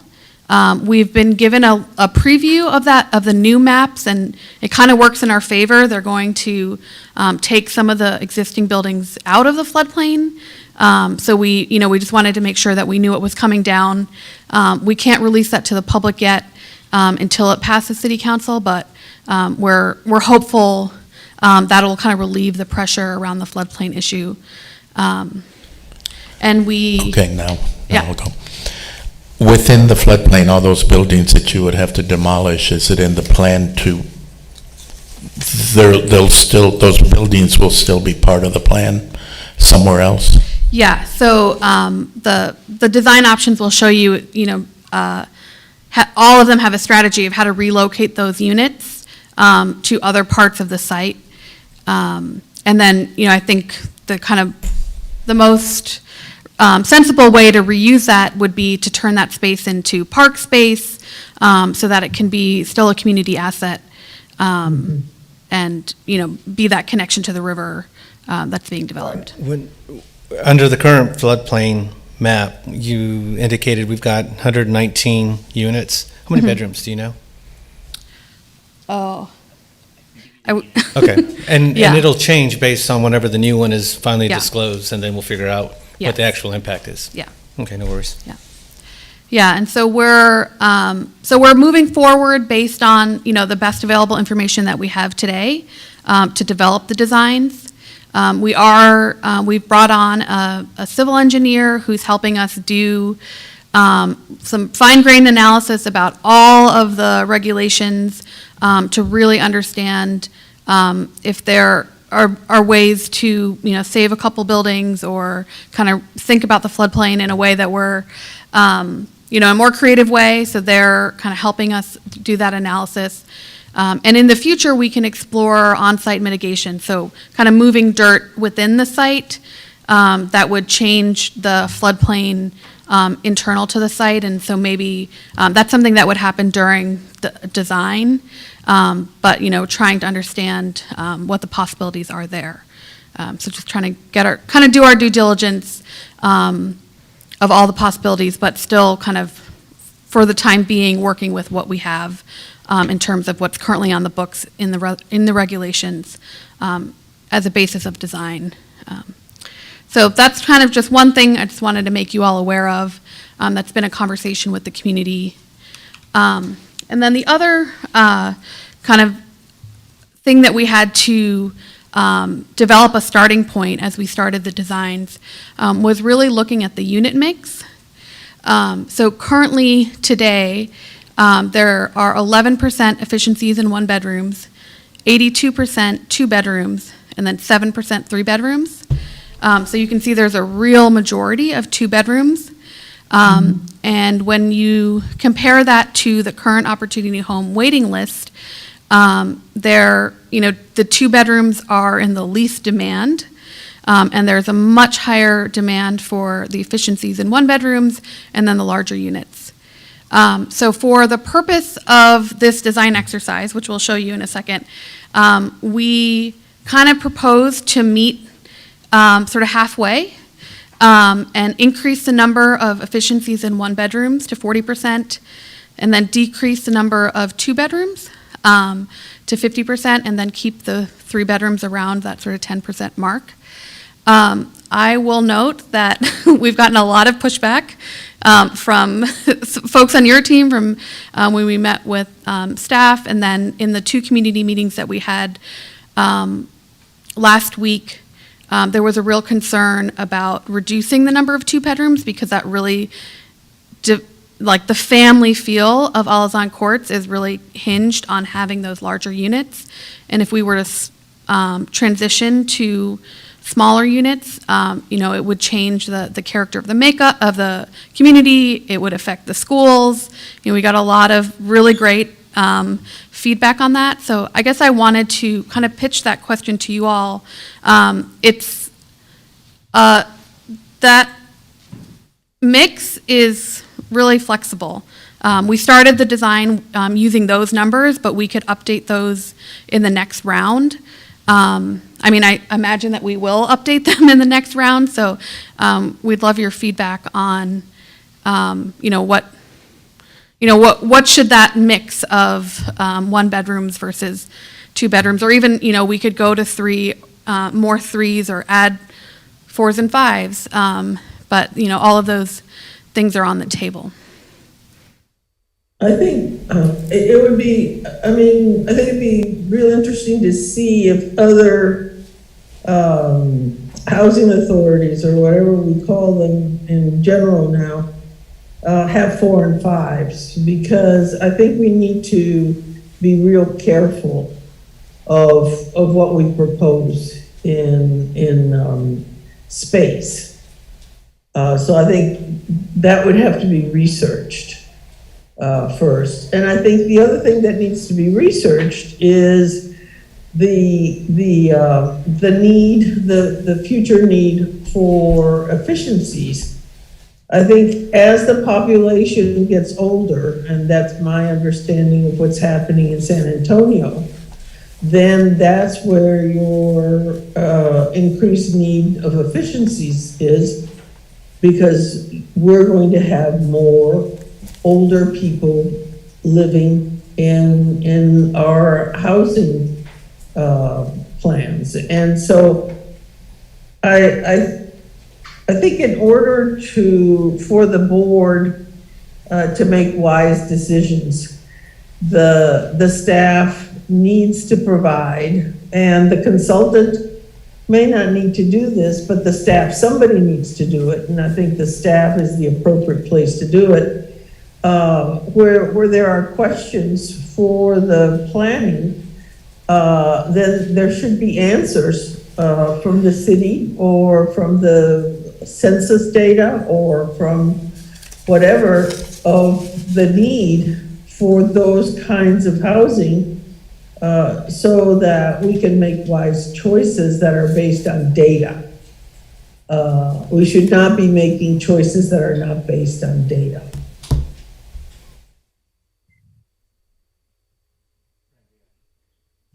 Randy, I have a question. Alaskan is mostly family. Probably 2, 3 bedrooms, 4 bedrooms are needed. Efficiencies, do you have like just married couples or that would use those, or do you have single people that live within Alaskan? We do. There is always still a need to make sure we have some, maybe the larger efficiencies in the 1-bedrooms. We do at Alaskan, we know we do have some of our older adults that choose to live there, that it's their community. So it would also give them that opportunity to stay in that area versus maybe moving somewhere else. That I'm trying to think of some of our, other older communities, how much closer they are to Alaskan. So the mix, yes, it's there. I can tell you sometimes they're harder to fill, and that's why we're looking for that partnership with Haven as well. But we wanted to make sure that everybody had that right to come back. And so, I was kind of letting Ed know, like, some of those bigger units are still needed. We still see that. San Antonio, we do have larger families. And so those are important to make sure we capture that mix as well.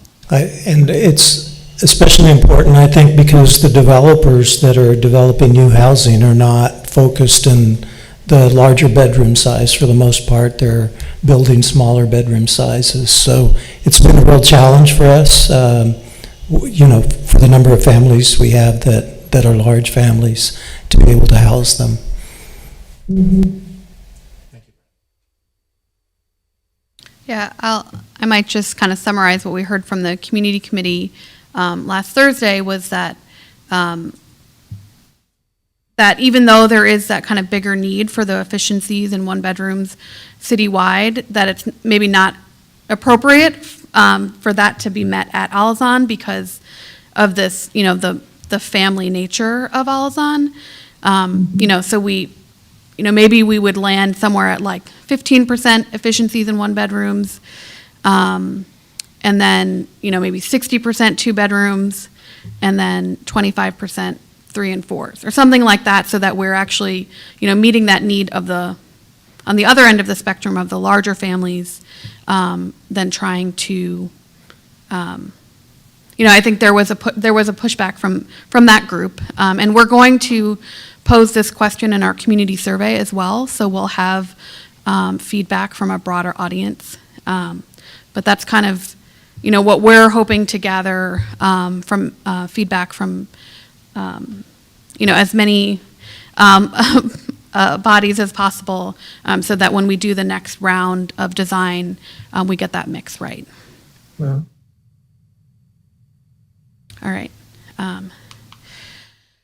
So kind of the next kind of conclusion out of this mix, and I think you might have been getting to this when you asked about the bedroom count. So one thing we want to make sure is that if we do shift to smaller units, we aren't reducing the total number of people served. We said we were going to maintain 501 units, but 501 efficiencies are different than 501 4-bedrooms. So we want to make sure that we keep that mix.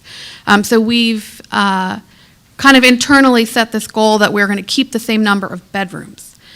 So today there are 979 bedrooms. In the future, we want to make sure that there are still 979 bedrooms, spread out across the Alazan courts, and so we would actually have to increase the number of units to 577 to get that bedroom count to stay the same. And so we've incorporated that conclusion in the design options.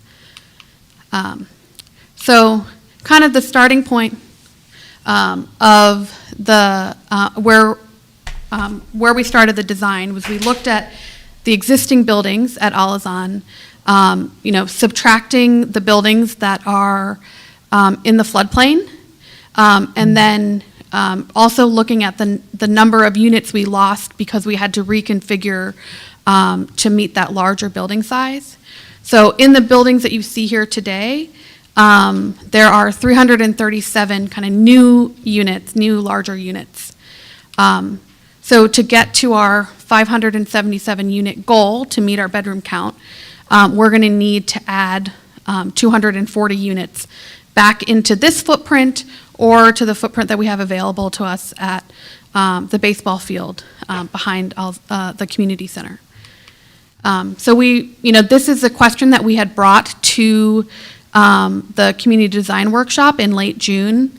And last meeting we shared some of the outcomes of the design exercise, and we really used that as a starting point to develop the options. So we took, the ideas that the community brought forward, and then we kind of massaged them and figured them out in a more technical way, and used that as the basis of how we approach the design process.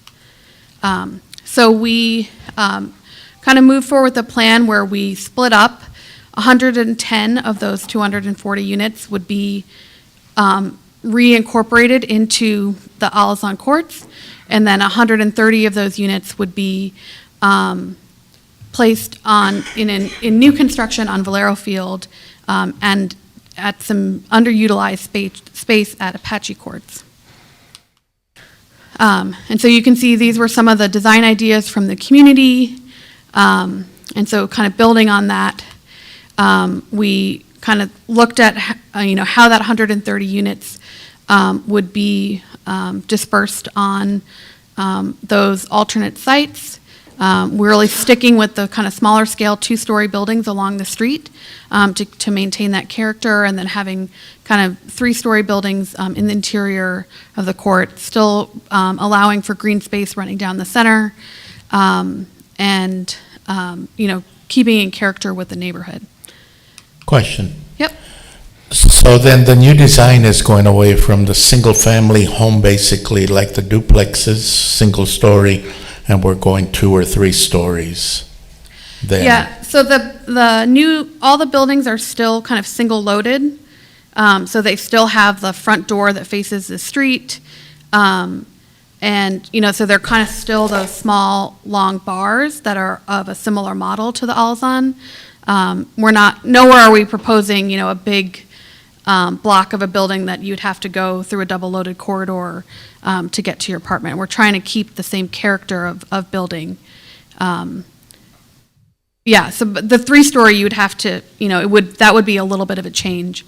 But yeah, I think there's still the availability to, keep some townhomes and keep some, still have that access front and back door to your unit. But there's also it's going to look more like apartment-style buildings, and Yeah, like the first story could have front and back doors or whatever, but the others. Yeah. Okay. And then, so looking at how we're looking at the Alazan courts themselves, we also referenced the ideas that came from the community. You can see here. I'll hand it over to Trent. He'll walk you through the 4 options that we proposed.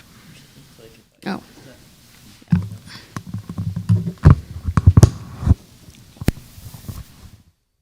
Hi, everyone. Can you hear me? Yep. Okay. So following the community feedback sessions and the community design workshop, and knowing that they had, within the community design workshop, done sort of a mini exercise of what we're dealing with as designers, and having to put certain units kind of on the ball field and back into Alazan itself, we really looked at the different strategies that the community used in terms of putting units back into Alazan, whether it was on the interiors of the courts or along the creek itself, kind of hugging the floodplain line or hugging Brazos Street. And we also looked at the ways that they had distributed green space within the new blocks at Alazan, and used those as sort of the basis of design for a series of concepts and 4 schemes that we've developed that kind of arrive at design solutions that weave those ideas into ways in which we kind of solve that problem of getting the 110 units that we need to get back into Alazan somehow. So none of these schemes are in any way set in stone in any way, and I think you'll see we kind of take and pull from them depending on the better ideas out of 1 or 2, to kind of combine them into a different scheme, and that's kind of the input we're looking to get back out of the community feedback survey, as well as from you in terms of what really works from these 4 schemes and how can we kind of utilize the best ideas out of each of them to kind of arrive at a final design and master plan. We've also, based on some of the community feedback, looked at all of these schemes through the lens of preservation and how can we best preserve the look and feel of the neighborhood as possible. So this first scheme, which we call Maintain the Streets, really seeks to save as many of the existing street-facing buildings at Alazan as possible. It's really that porch-to-porch, front yard relationship across the streets that creates some of the neighborhood character that we want to preserve. So in this scheme, we're looking at keeping all of those buildings facing the street and only adding the new construction on the interior of each block over the footprint of where the existing 1-story buildings are. In all of these schemes, you'll also see the purple box there. We're incorporating some kind of community hub, community center into each scheme as a part of the feedback we've heard back from the community about adjacency to park space and having a community center that could better serve that. If you can go to the next slide. So in this scheme where we're preserving the streetscapes itself and only adding new units into the interior of the block, in order to get back to that 110 units that we have to add back into Alazan, we have to take the footprint of the 1-story buildings, one-story buildings up to 3 stories. So we've been very, very careful and very selective with where and how we want to add height at all to Alazan. And in this scenario, at least, we've done some site studies from the street in response to the neighborhood plan that says you can only have 2 stories in this area of the west side, to really evaluate if we did a 3-story tall building there, what could you see from the street, and would it be too dominating over the existing Alazan buildings, And given that the existing buildings along the streets are 2 stories, you really can't see those buildings from the street or the sidewalk across the street. So in this next scheme, which we kind of call Preserve the Core, we're really trying to look at preserving the entirety of the inside kind of blocks of Alaskan itself and really only doing new construction hugging the existing floodplain line or along Brazos Street itself. So you can see all of the gray buildings there, the existing buildings at Alaskan kind of in the central part of the neighborhood are kept in their reconfigured state, and all the new constructions really occurring at the outside edges. In this scheme, we're kind of tucking that community center on the ground floor of one of the buildings along Brazos with units above it. And if you want to go to the next. Really to achieve getting back to the 110 units where we have to go to 3 stories is happening kind of pushed back out of view all along the creek. The other thing in this scheme that residents seem to really appreciate is kind of the distributed amount of green space. They like the kind of smaller green spaces kind of in the corners or parts of each block where it's more accessible to families and children, and kids can kind of play more in the backyard than across the street at a park. So we looked at a scheme that only operated within the interiors of the blocks and another scheme that operated along the edges, and in order to get back to that 110 units, we had to go to 3 stories somewhere. So we kind of said, what if we were to combine those 2 schemes and do a little bit at the edges and a little bit on the interiors of the blocks, and could we maintain the 2-story height that a lot of residents have told us is important, an important part of the neighborhood plan, while also trying to still maintain as much of that streetscape as possible. So here you can see we're doing a little bit of the first 2 schemes along Brazos Street, editing and implementing new buildings kind of on the interiors of the courts and along the creek, but by dispersing those buildings across the site, we're able to maintain that 2-story height and better maintain the character of the neighborhood itself.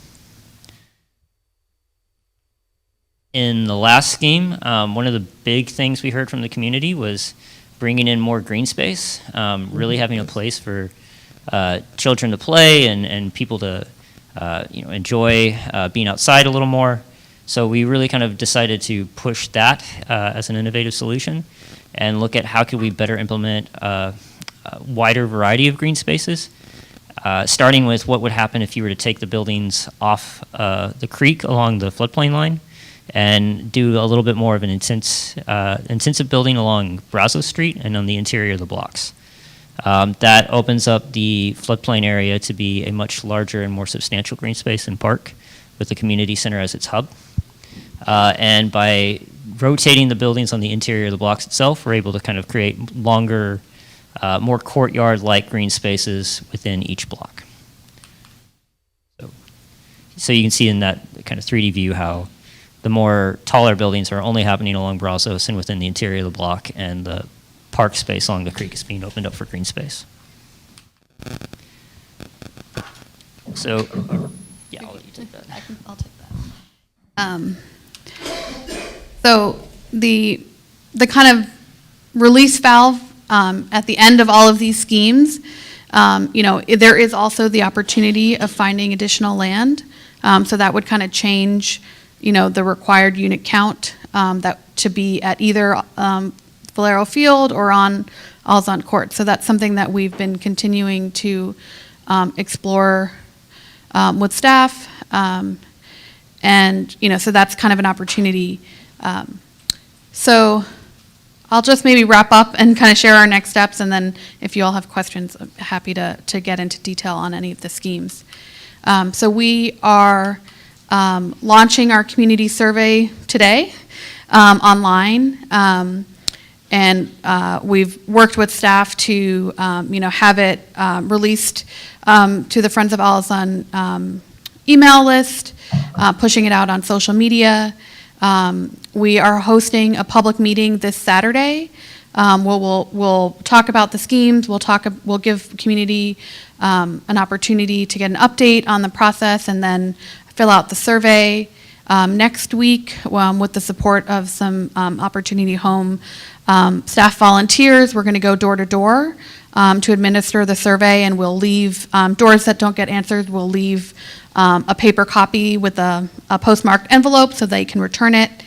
And then we're going to, try to attend as many community events over the next month to get the word out. So the survey kind of asks some specific questions that will help us decide between the schemes so we can move forward with the final design. What time and where is the public meeting at? The public meeting is from 1 to 3 p.m. at Tafoya Middle School, which is just north of Alaskan Courts.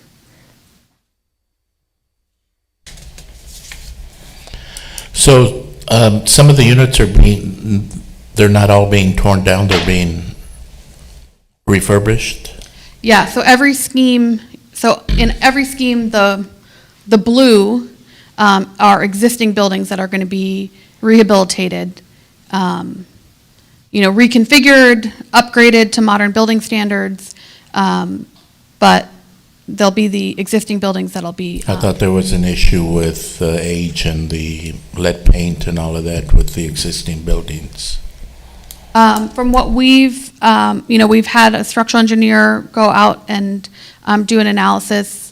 The structures are in good condition, and if we can figure out the issues around the reconfiguration and making sure that we can work within the existing footprints, and all of the mechanical and plumbing issues, they are there's definitely the possibility to preserve them. The short answer, they're still trying to figure that out. So all of the options that you're providing are really based on the input from the community and the residents, and at this point, you're not making a specific recommendation, but you're going to get additional input based on these options to see what a final recommendation would look like. Yes. Yeah, so these were just 4 different directions we could go that we presented to the community in our committee meetings. We had a resident committee meeting and a community committee meeting last week where we shared these options. We'll have the public meeting this Saturday, and then we'll have the survey go out so we can get feedback, asking questions about building height, about preservation, about the unit mix, about kind of different amenities that people are looking for, so that will shape. The next time we see you, we'll bring one option that'll be kind of the final direction. Thank you.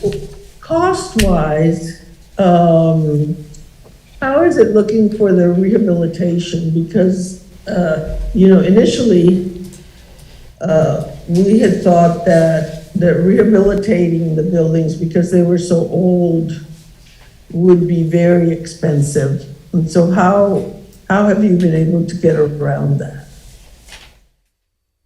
So we, what we've been finding in sort of kind of analysis of similar projects is that new construction and rehabilitation are probably comparable in terms of cost. I think it will come down, there's a lot of questions of what rehabilitation looks like. Are we trying to restore it back to the 1939, look, which means that we'd have to change all the roofs. That would be a big expense. And so, that might change, what those numbers would play out to be. I think the goal here was trying to get, that conversation would come kind of in design when we can have that next round of community engagement and thinking through the technical sides of exactly what that rehabilitation would look like. But yeah, we're sort of working with EPS, our financial consultant, and looking at other projects. It seems like from a cost perspective, rehab versus new construction is kind of on par. Because when I went to visit Alaskan Apache, what surprised me was the size of it, and I think it would behoove all of our board members to go visit the Alaskan Apache so that you can feel the size of the units, maybe we're converting the 2 bedrooms into 1 bedrooms, but it'd be interesting for me to find out what conversions you're doing, because they just seemed so small. I mean, the 1939 standards to the 2022 standards are so different that I just want to make sure that we're utilizing our money in the best of ways that will serve the community for the future. Right, I think when Able Cities, when SEMA's talking about rehabilitation, you're also talking about editing the buildings. So that means they're using the term editing. They may take a building with 4 units and turn it into a building with 3 units, so that the remaining units have larger kitchens, larger bathrooms, larger bedrooms and all of that. So they're thinking within the entire building as opposed to within the existing apartment size. Okay. That sounds good. So we have, based off the existing building plans, gone through that exercise of looking at each unit, which each unit currently is about 30% too small by modern days building standards.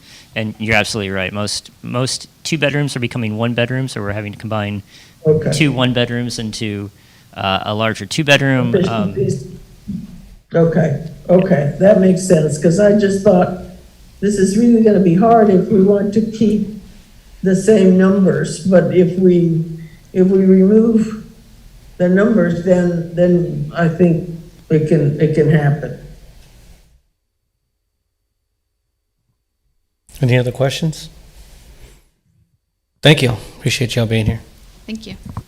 Okay, we'll go back to individual items.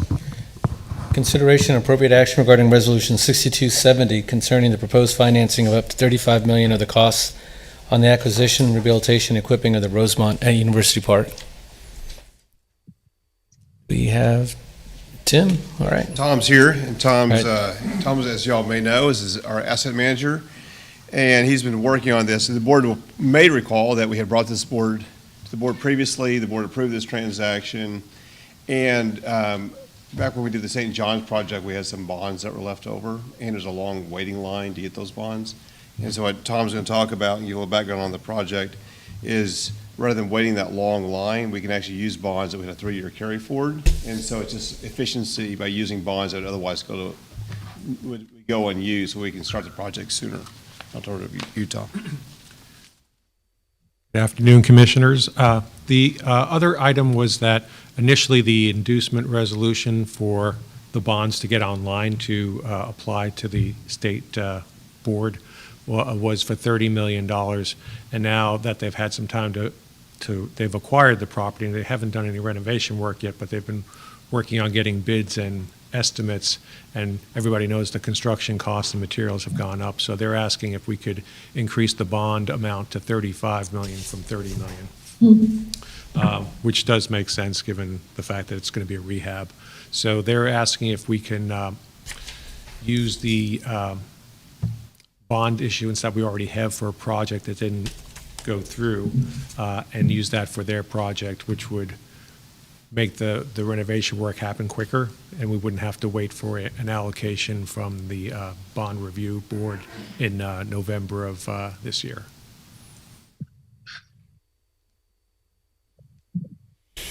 Okay, are there any questions? So we've seen this before, they're just now asking for the increase, correct? Correct. I'll entertain a motion on Resolution 6270. So moved. Do we have a second on approving Resolution 6270?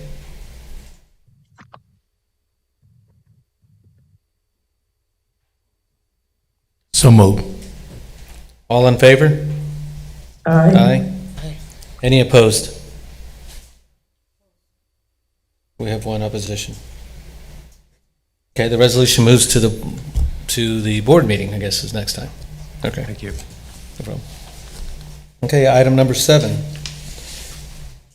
Consideration appropriate action regarding Resolution 6271, authorizing the award of a contract to property management services for Snowden Senior Apartments to Home Spring Residential Services for a period of 1 year with the option to renew 3 additional one-year terms.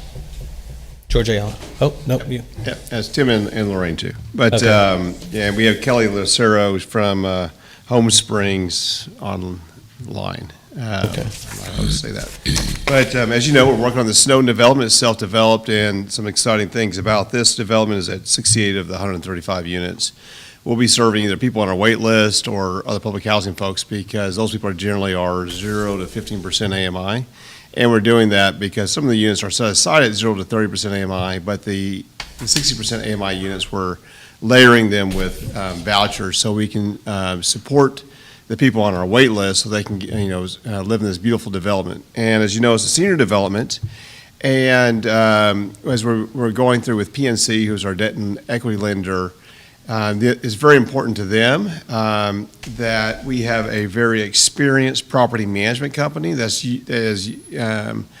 has experience with tax credits. And so we were with Tom, who's our assets manager, and Brandy, who oversees a lot of our properties, to see which of the folks that we looked at in San Antonio has, in compliance, I'd say we talked to compliance as well, that has done very well for us, because we want to make sure that, because we're putting up the guarantees on this, that this goes very smoothly. And we put out an RFP. We actually reached out to Home Spring to see if they would respond, because we had such a good experience with them. And they did respond, and they were also the highest scorer. And you'll see their fee is 4%. And so whenever we close, we do have an experienced tax credit property management company. We're asking for your approval for this this property management company. And the other thing I'll be bringing back to the next board, just as a heads up, is that PNC, the debt and equity lender, you've approved this transaction. They've asked that when I bring it back to have the specific dollar amounts of the debt and equity, specifically in the resolution, which we now can do because we're closing next month.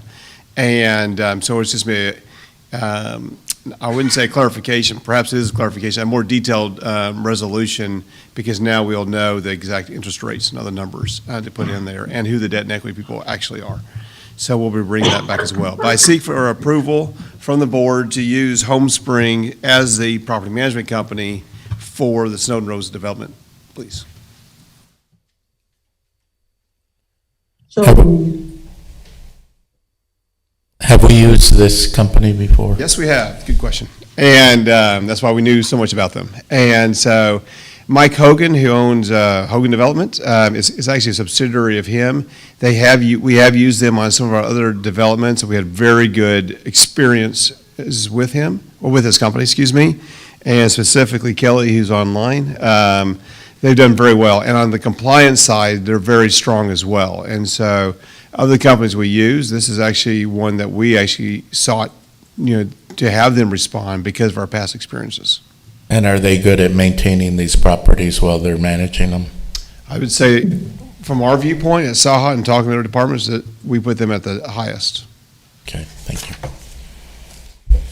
so Tim, when you put this management out to bid, right? We put out to bid, but sometimes whenever you put out an RFP for bid, you reach out to people and say, heads up, we're going to be putting out an RFP. Yeah.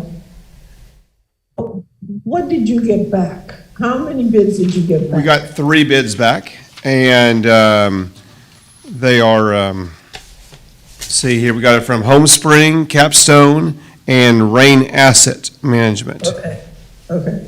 Because what, in my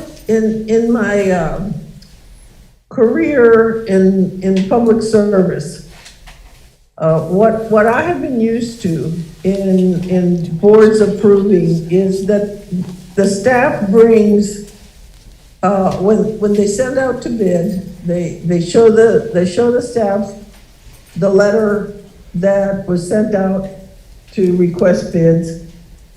And then when they make a final decision, they share with the board, one, how many applicants applied for the bid?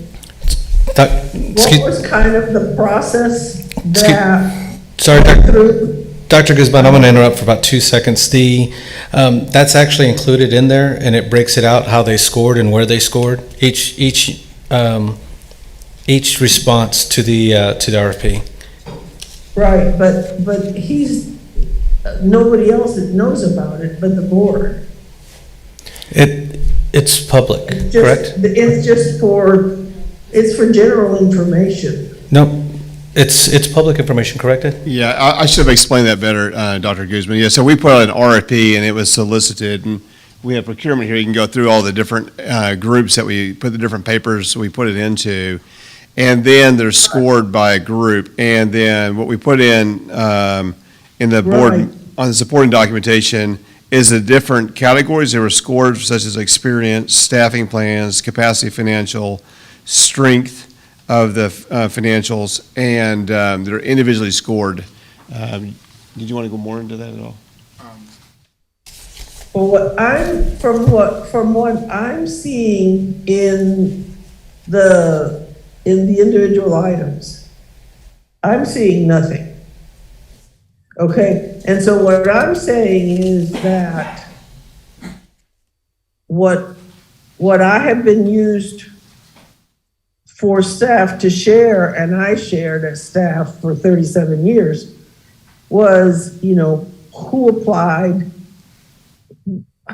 how we went about evaluating it, and then who won and why they won. And that was shared with the board and the community at the board meetings. And the problem that I'm having is that you may be following the same process, but you may not be communicating it well enough that the community sees the transparency of the decision-making that we're doing. And so sometimes they don't know how we are arriving at decisions.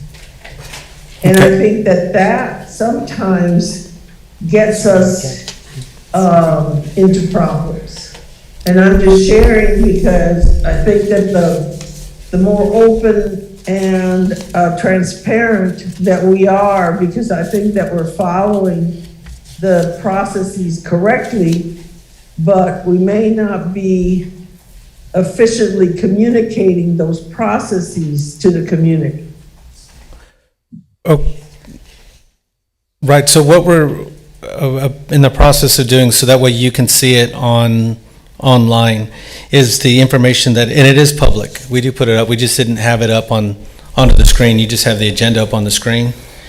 It'll break out all those.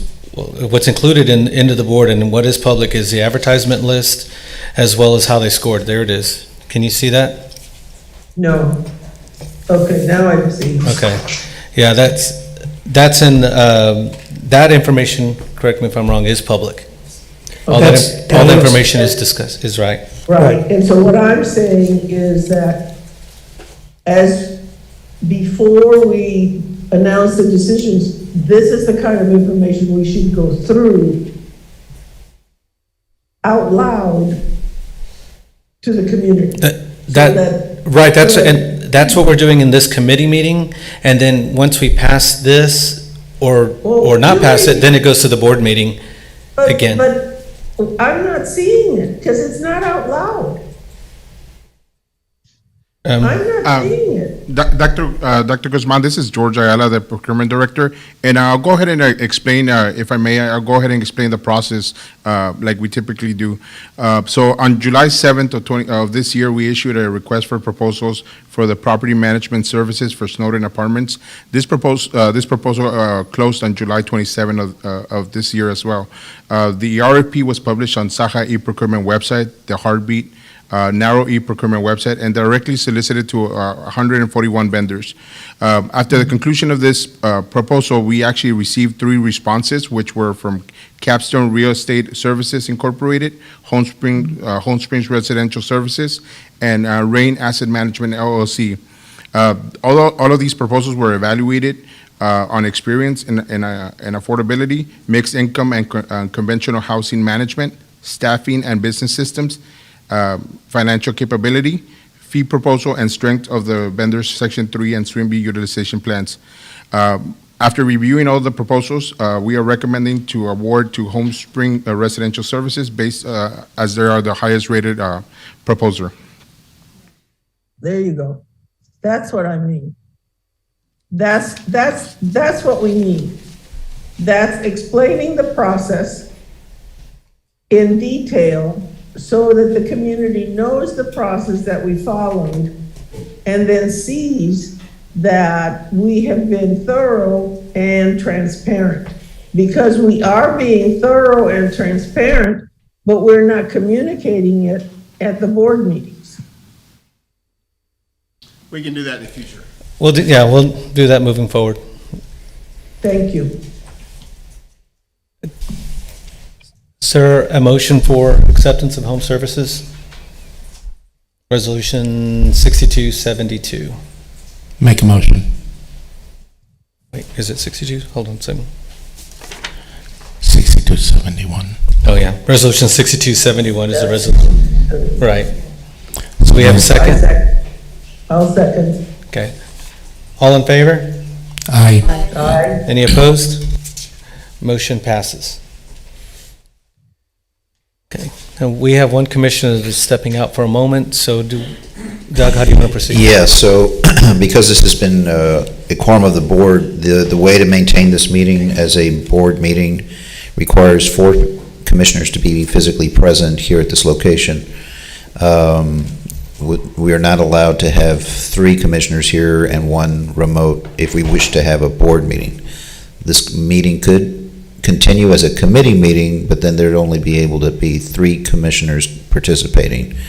Either all 3 of you here in person, or 2 of you here in person, and Dr. Guzman remotely. So we can proceed with the meeting either with somebody getting off of the meeting, as I just described, or we can just recess for a period to allow Commissioner Dantzler to return. So those are the choices. With regards to Resolution 6272, if we proceed as a committee, we can still discuss it, can't vote on it, and it just gets punted to. Well, you'll still vote as a committee instead of a board, and all of the actions at these committee hybrid meetings are not final actions. They all get sent to the board regardless of whether it's a committee approval or a board meeting approval. Okay. Right. Yeah, we can still move forward. Yeah, just go ahead. Right, Dr. Guzman, but that would require you to come off a Zoom meeting now. Okay, that's great. Yeah. Thank you, Dr. Guzman. No problem. I'm exhausted from talking all day. Thank you, ma'am. Okay, thank you. No. Thank you, ma'am. Okay. Okay. See you in the meeting. Okay, Bye-bye. Correct. Bye-bye.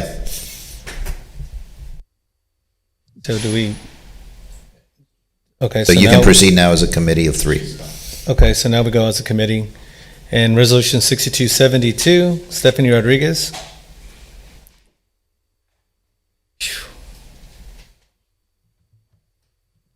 Good afternoon, Commissioners. Today I'm bringing forward our interim administrative plan updates. So these are for our administrative plan, the policies that are related to the program for the Housing Choice Voucher and our assisted housing programs. The first item we have is for an update is our voucher term dates.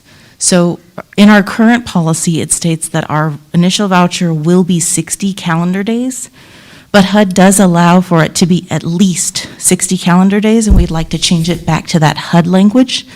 This will allow us to issue vouchers for a longer period of time for their initial, so we could give them up to 120 days on their initial voucher. And the reason behind this is that with the amount of leases that we have not been able to get as often, we've noticed that residents with those 60-day vouchers do have to request for extensions. So those have to be done in writing, either email or coming in. And so we've noticed that they've been doing 2 to 3 extensions at a time and allowing them the 120 days right off the bat, will allow them more time to search initially and they have to do less of coming back and forth. We're finding that residents are taking longer to find apartments and homes at this time since COVID, and I think I heard the average time is about 110 days now, or somewhere thereabouts. Between 90 and 110 days is what we're seeing as the average. This will also allow staff to focus on getting more vouchers out for administrative time, and give that family that ease. But also, we've noticed we've been making lots of different changes. As you know, we changed our payment standard. So this is another one that will assist our families in finding a unit in ample time.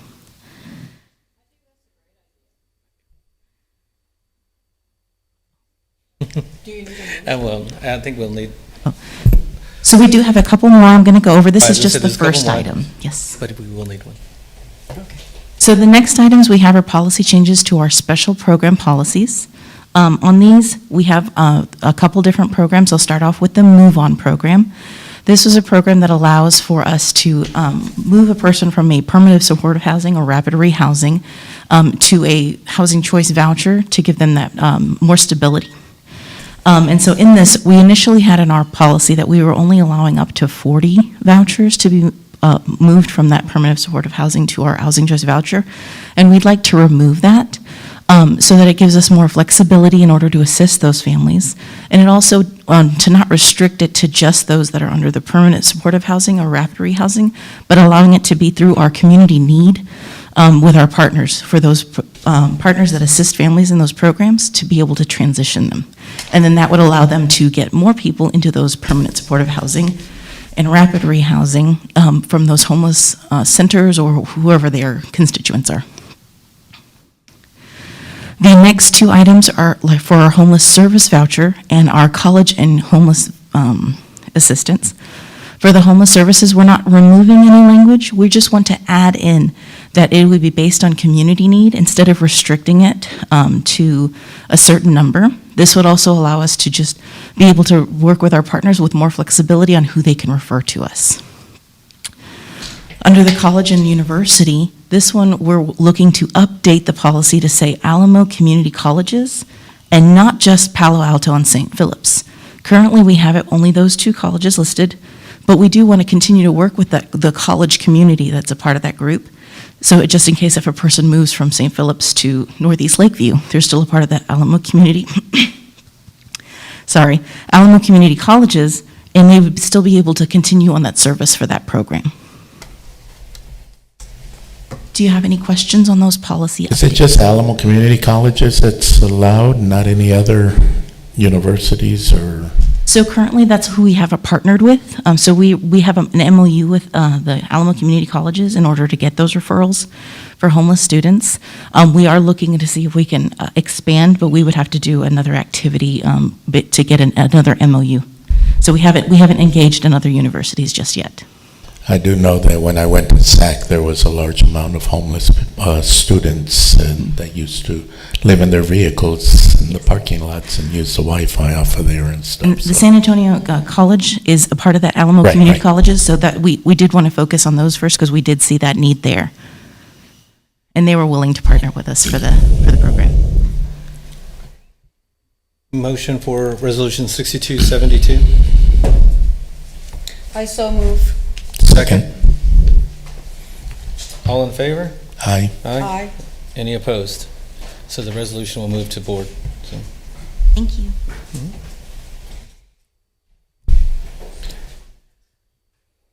We're up to discussion items. Update and discussion regarding resident feel-safe outcomes. Richard Milk, Planning Officer. Good afternoon. Sorry, sitting down there. This work? Oh, yes. All right. So I'm going to provide an update on our resident survey results. This particular presentation has a few elements to it. We're going to talk about the strategic planning context. We'll provide you a summary of the results, talk a little bit about how we administer the surveys, and then we'll also talk about threat assessments and how we manage those. But, big picture here is a strategic plan. We ask residents whether they feel safe because it's one of our 4 priority indicators, resident-focused indicators.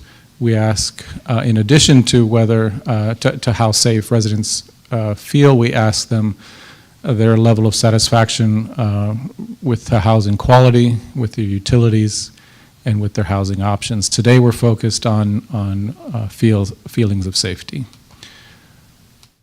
So overall, as of the last quarter, 73% of residents feel safe. That's 36% feel mostly safe, and about 36% always feel safe. Again, this is in response to the question in the last 30 days, how safe did you feel?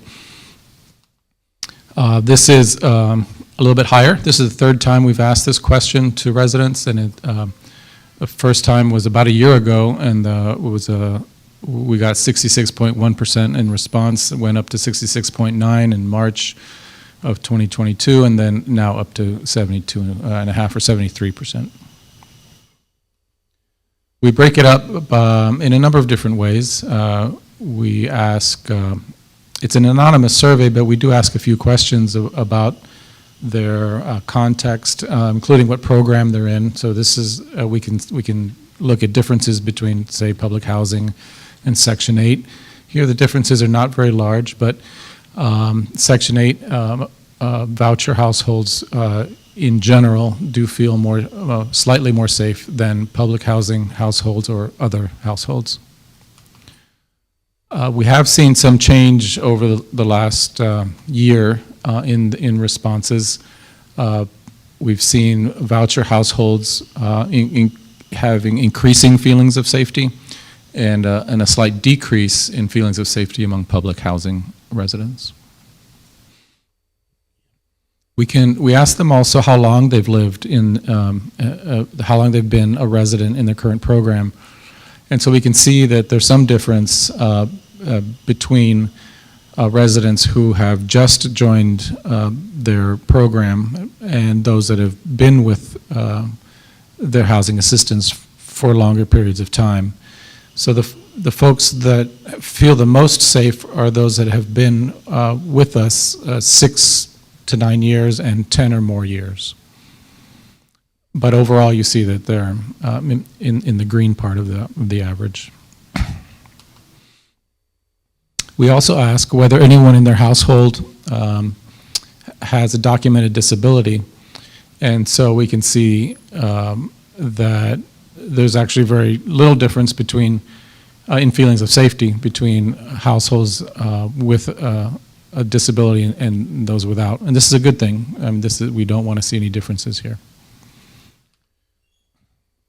We also ask whether the residents, whether there are children in the household, and here we do see a little bit of a difference. Families with children feel less safe in general than those without children. We also, we send out the survey in a number of languages. We send out the introduction letter in English, Spanish, Russian, and Arabic, and we provide directions that if they want to see the full survey, they need the full survey in another language, we have interpreters and translations ready. Most of the results that we got are in English, and then the second highest number is in Spanish. We see this slide is the exception to all the other slides in terms of the date of the data. We haven't finished translating the latest data, so what I'm presenting to you today is data from the previous quarter, from Q3, and at that point, residents who responded to the survey in Spanish felt slightly more safe than those who responded in English. We will update this as soon as we translate the latest batch of responses. So once we ask them, how safe they feel, and then we ask them if they don't feel always safe, why not? What are the challenges that make them feel not always safe? And the first time we we asked this question a year ago. We had no predetermined categories. It was an open response question. We just asked them, why not? What are the reasons for feeling unsafe? And then, so we went through all the free responses and identified 12 categories, and those are the ones there on the slide. And so then we used those categories in subsequent surveys as part of a multiple choice grid. And so we asked them, if you did not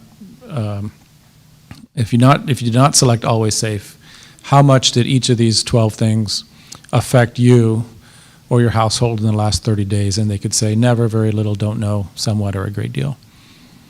And these are the results. So 59.7%, the highest ranking challenge as identified by residents was criminal activity, followed by insufficient security, neighbors' behavior, lack of repairs and maintenance, and on down the list.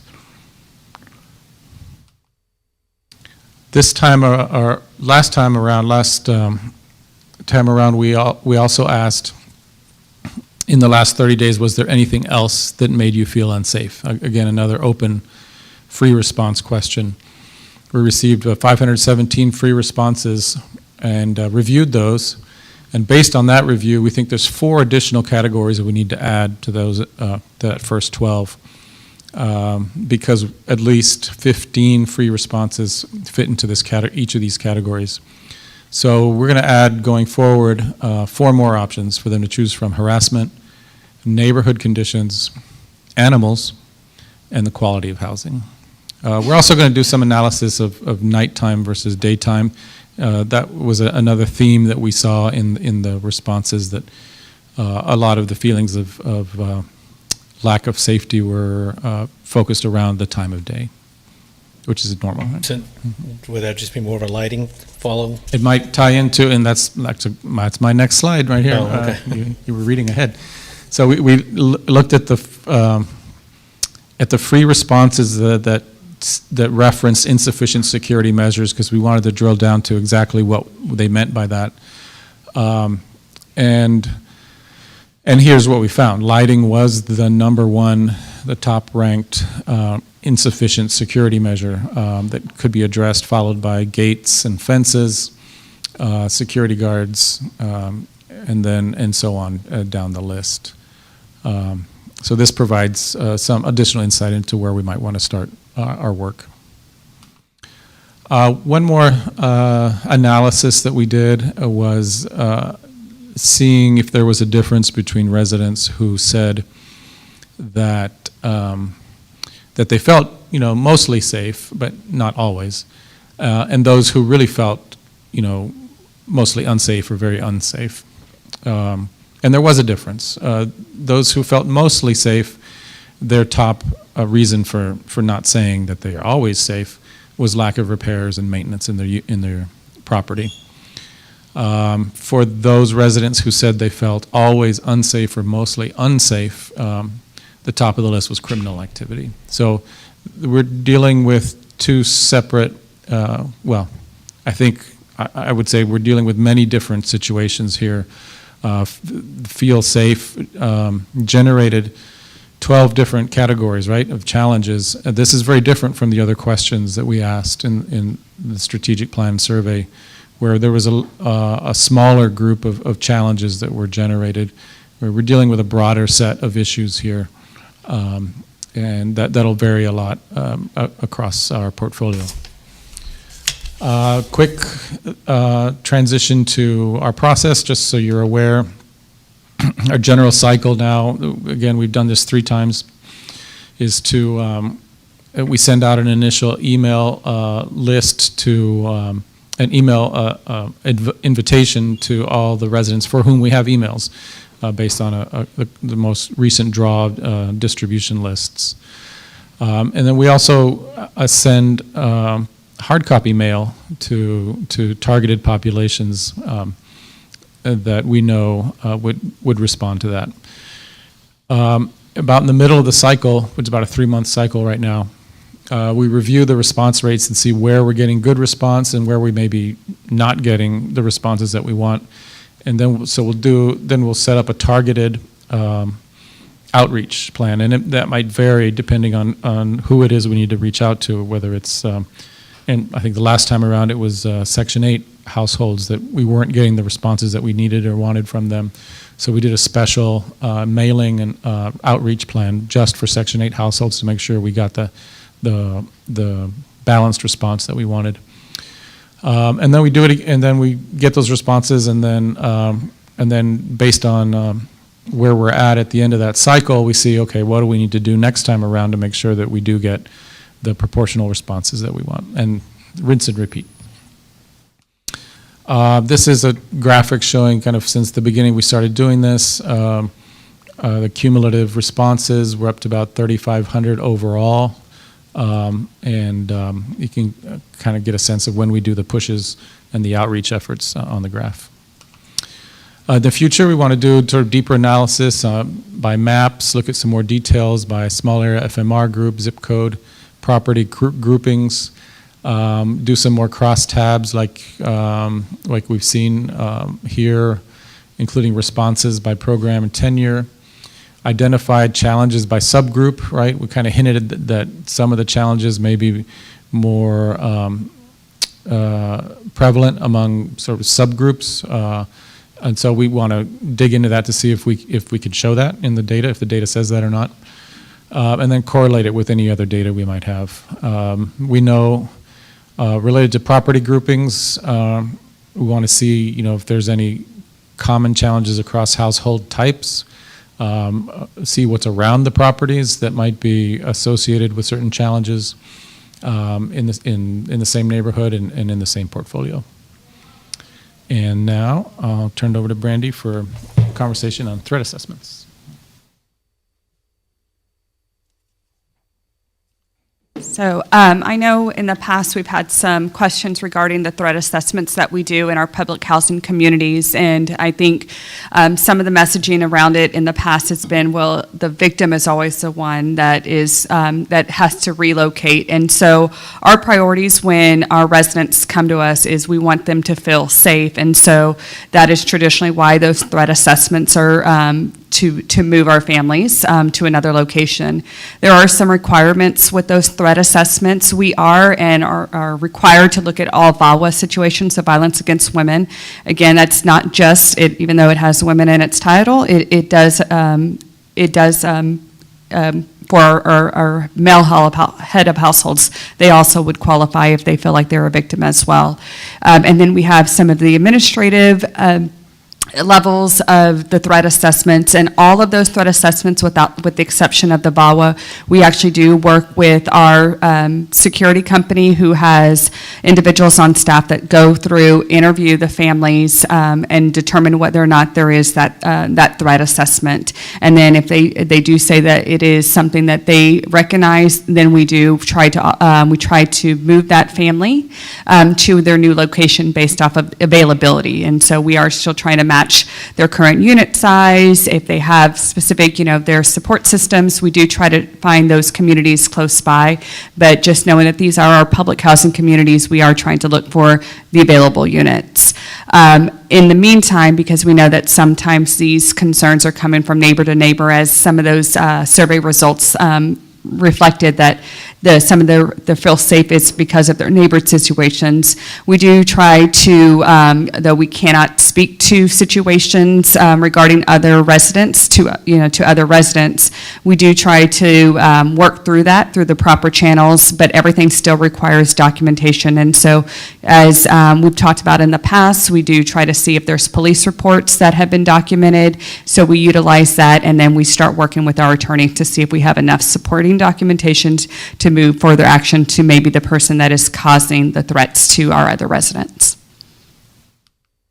So that concludes my piece. Brandy. Yes. I'm familiar with this because I've heard about it. I've been told by residents that have been threatened and stuff. I remember once I had an issue and I was told by the manager, well, we can do a threat assessment and you can move. Why does the victim have to move and the perpetrator gets to stay and be happy and not have to make the expense?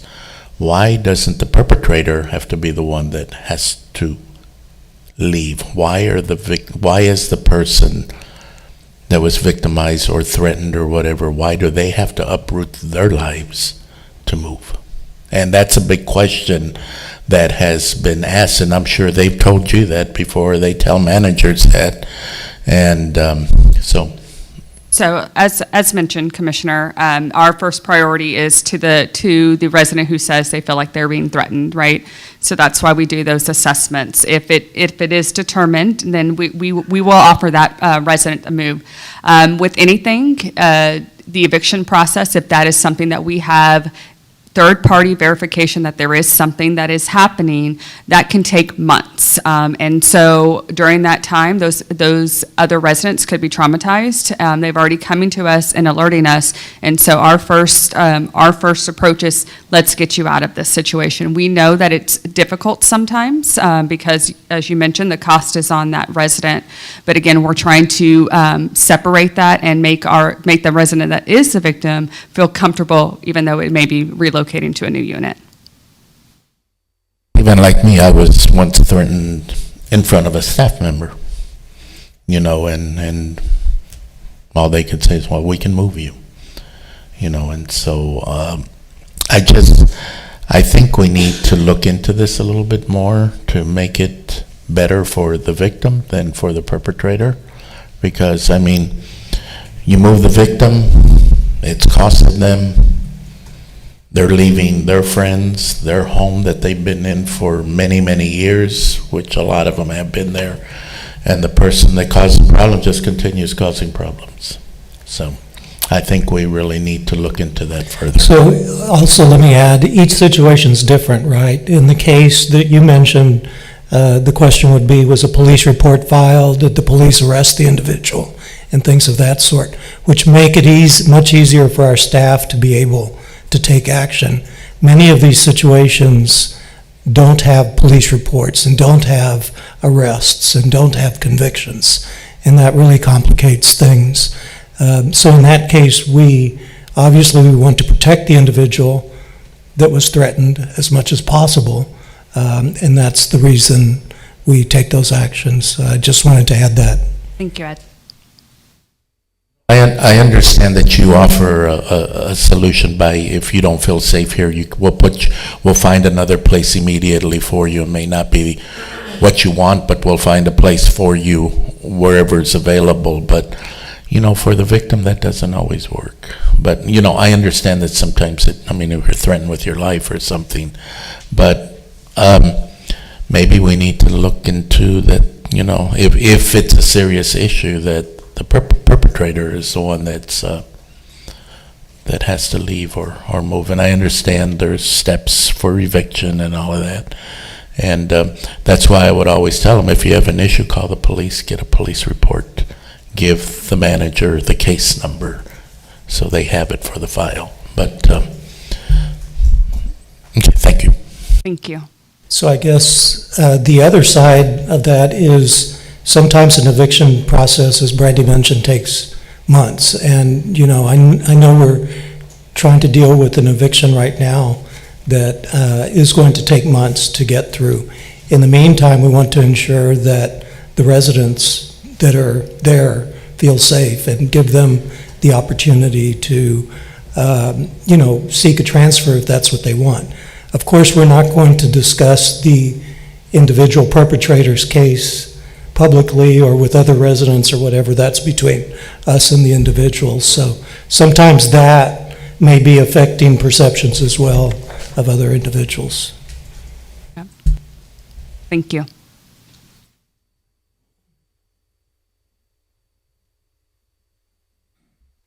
Okay, so let's move to item number 10, discussion regarding... Hold on, I have one more. Oh, sorry. Richard, or Brandy. We see that a lot of the things that residents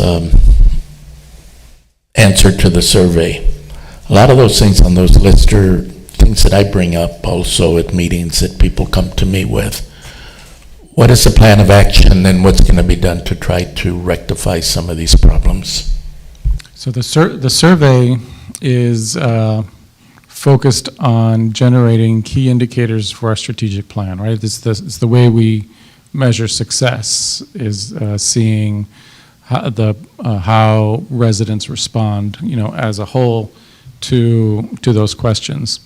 So that's very high level, right? And so then when we have that list of challenges that are generated by residents who respond to the survey, I think that also gives us some guidance regarding where we might need to focus our energies on, again, at a very large scale. The survey is anonymous, and as you see, we don't ask for a lot of specifics. We can tell, properties, and tenure and things like that. So the survey lends itself to larger policy responses, is what I'm saying. So instead of, and we'll need to do additional sort of digging and comparing notes with what we've heard from what people have been telling us, and see whether it matches up with the survey and where it matches, right? It may be certain properties, certain parts of town, certain programs. So we've done the resident survey 3 times now, and so I think we're starting to be able to see some trends. We're starting to be able to have some confidence in the numbers and start to be able to make some policy recommendations based on the survey results. The respondents, what is basically the percentage of people responding versus the number of residents that we have? I don't have that handy for the latest set of data. We are trying to get a proportional response from the different programs as well. So we're trying to hit, I think I've told this group before, north of 20% in terms of our overall response rate. But we are also very conscious to make sure that we're getting a proportional response from public housing, from Section 8, from families with kids, from older adults. And so those numbers I do have at hand. I can tell you that the difference between public housing and Section 8 is about 6% right now, and Section 8 is still a little underrepresented, so we need to do better next time around and focusing on Section 8. Families with kids, I think we're under about, roughly the same percentage as well. So those are the families with disabilities and without disabilities. The difference is about 2.5%, and we feel that that's pretty close for what we're shooting for. So I guess what I'm telling you is we're looking at responsiveness in a number of different ways to make sure that we're not missing anything. Because it's one thing to be able to say, yeah, we got a 20% response rate, but if we completely missed Spanish speakers, then we missed an important part of the puzzle. The only thing else that I would add is in closed session, we do have some security updates, and so you'll hear some of what we have been doing and what we plan on continuing to do. Thank you.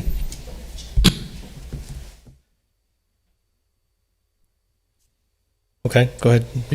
Discussion regarding employee survey results. All right, so we just finished talking about the resident survey, right? Do you want to have this employee survey results now, or? Maybe let's go to closed session and then come back. That way Commissioner Danzler can probably come back for that. Can we do that? Yeah, let's go to closed session. Yeah, you can do that. You can recess to closed session, then come back and continue the open session, the remaining open session. Okay, well, let's do that. We're going to go into closed session now, and then we'll come back. Okay. So we're just going to be discussing the security issue. Is that what we're doing, Ed? Just the security thing, or are you taking up everything? Well, I think we need to, there's a couple of items in closed session that we have to So discuss. the whole thing, right? The full thing. Okay, let me read us into closed session. The board will be entering into closed session to discuss real estate and consult with its attorney under sections 551.072 and 551.071 of the Texas Government Code, specifically to discuss the update and discussion regarding Victoria Commons development, the Culebra Commons, and also to consult with the attorney regarding Woodhill Apartments. The board will also be discussing security measures, devices, and consulting with its attorney under section 551.071 and 551.076 again regarding security. Finally, the board will be discussing personnel and consulting with its attorney under sections 551.074 and 551.071 regarding employment contract compensation for president and CEO. The time is 3:35.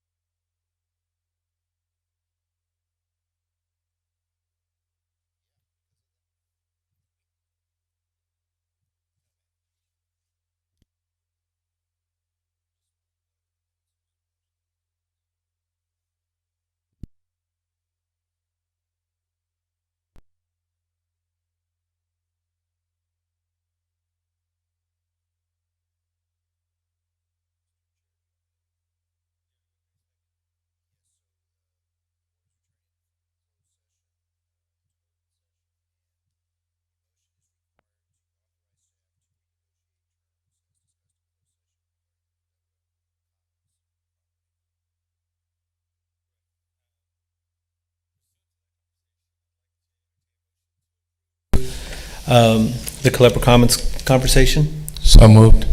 Second? Second. All in favor? Aye. Aye. Any opposed? So that moves forward to the board meeting. Yes, Other sir. items left on the agenda, we're going to postpone to the next board meeting, so that way we have more of our membership here. That's correct. Can I get a motion to adjourn? I so move. Second. That's usually a fast one. Committee meeting adjourned. Welcome back, Devlin. Welcome back again.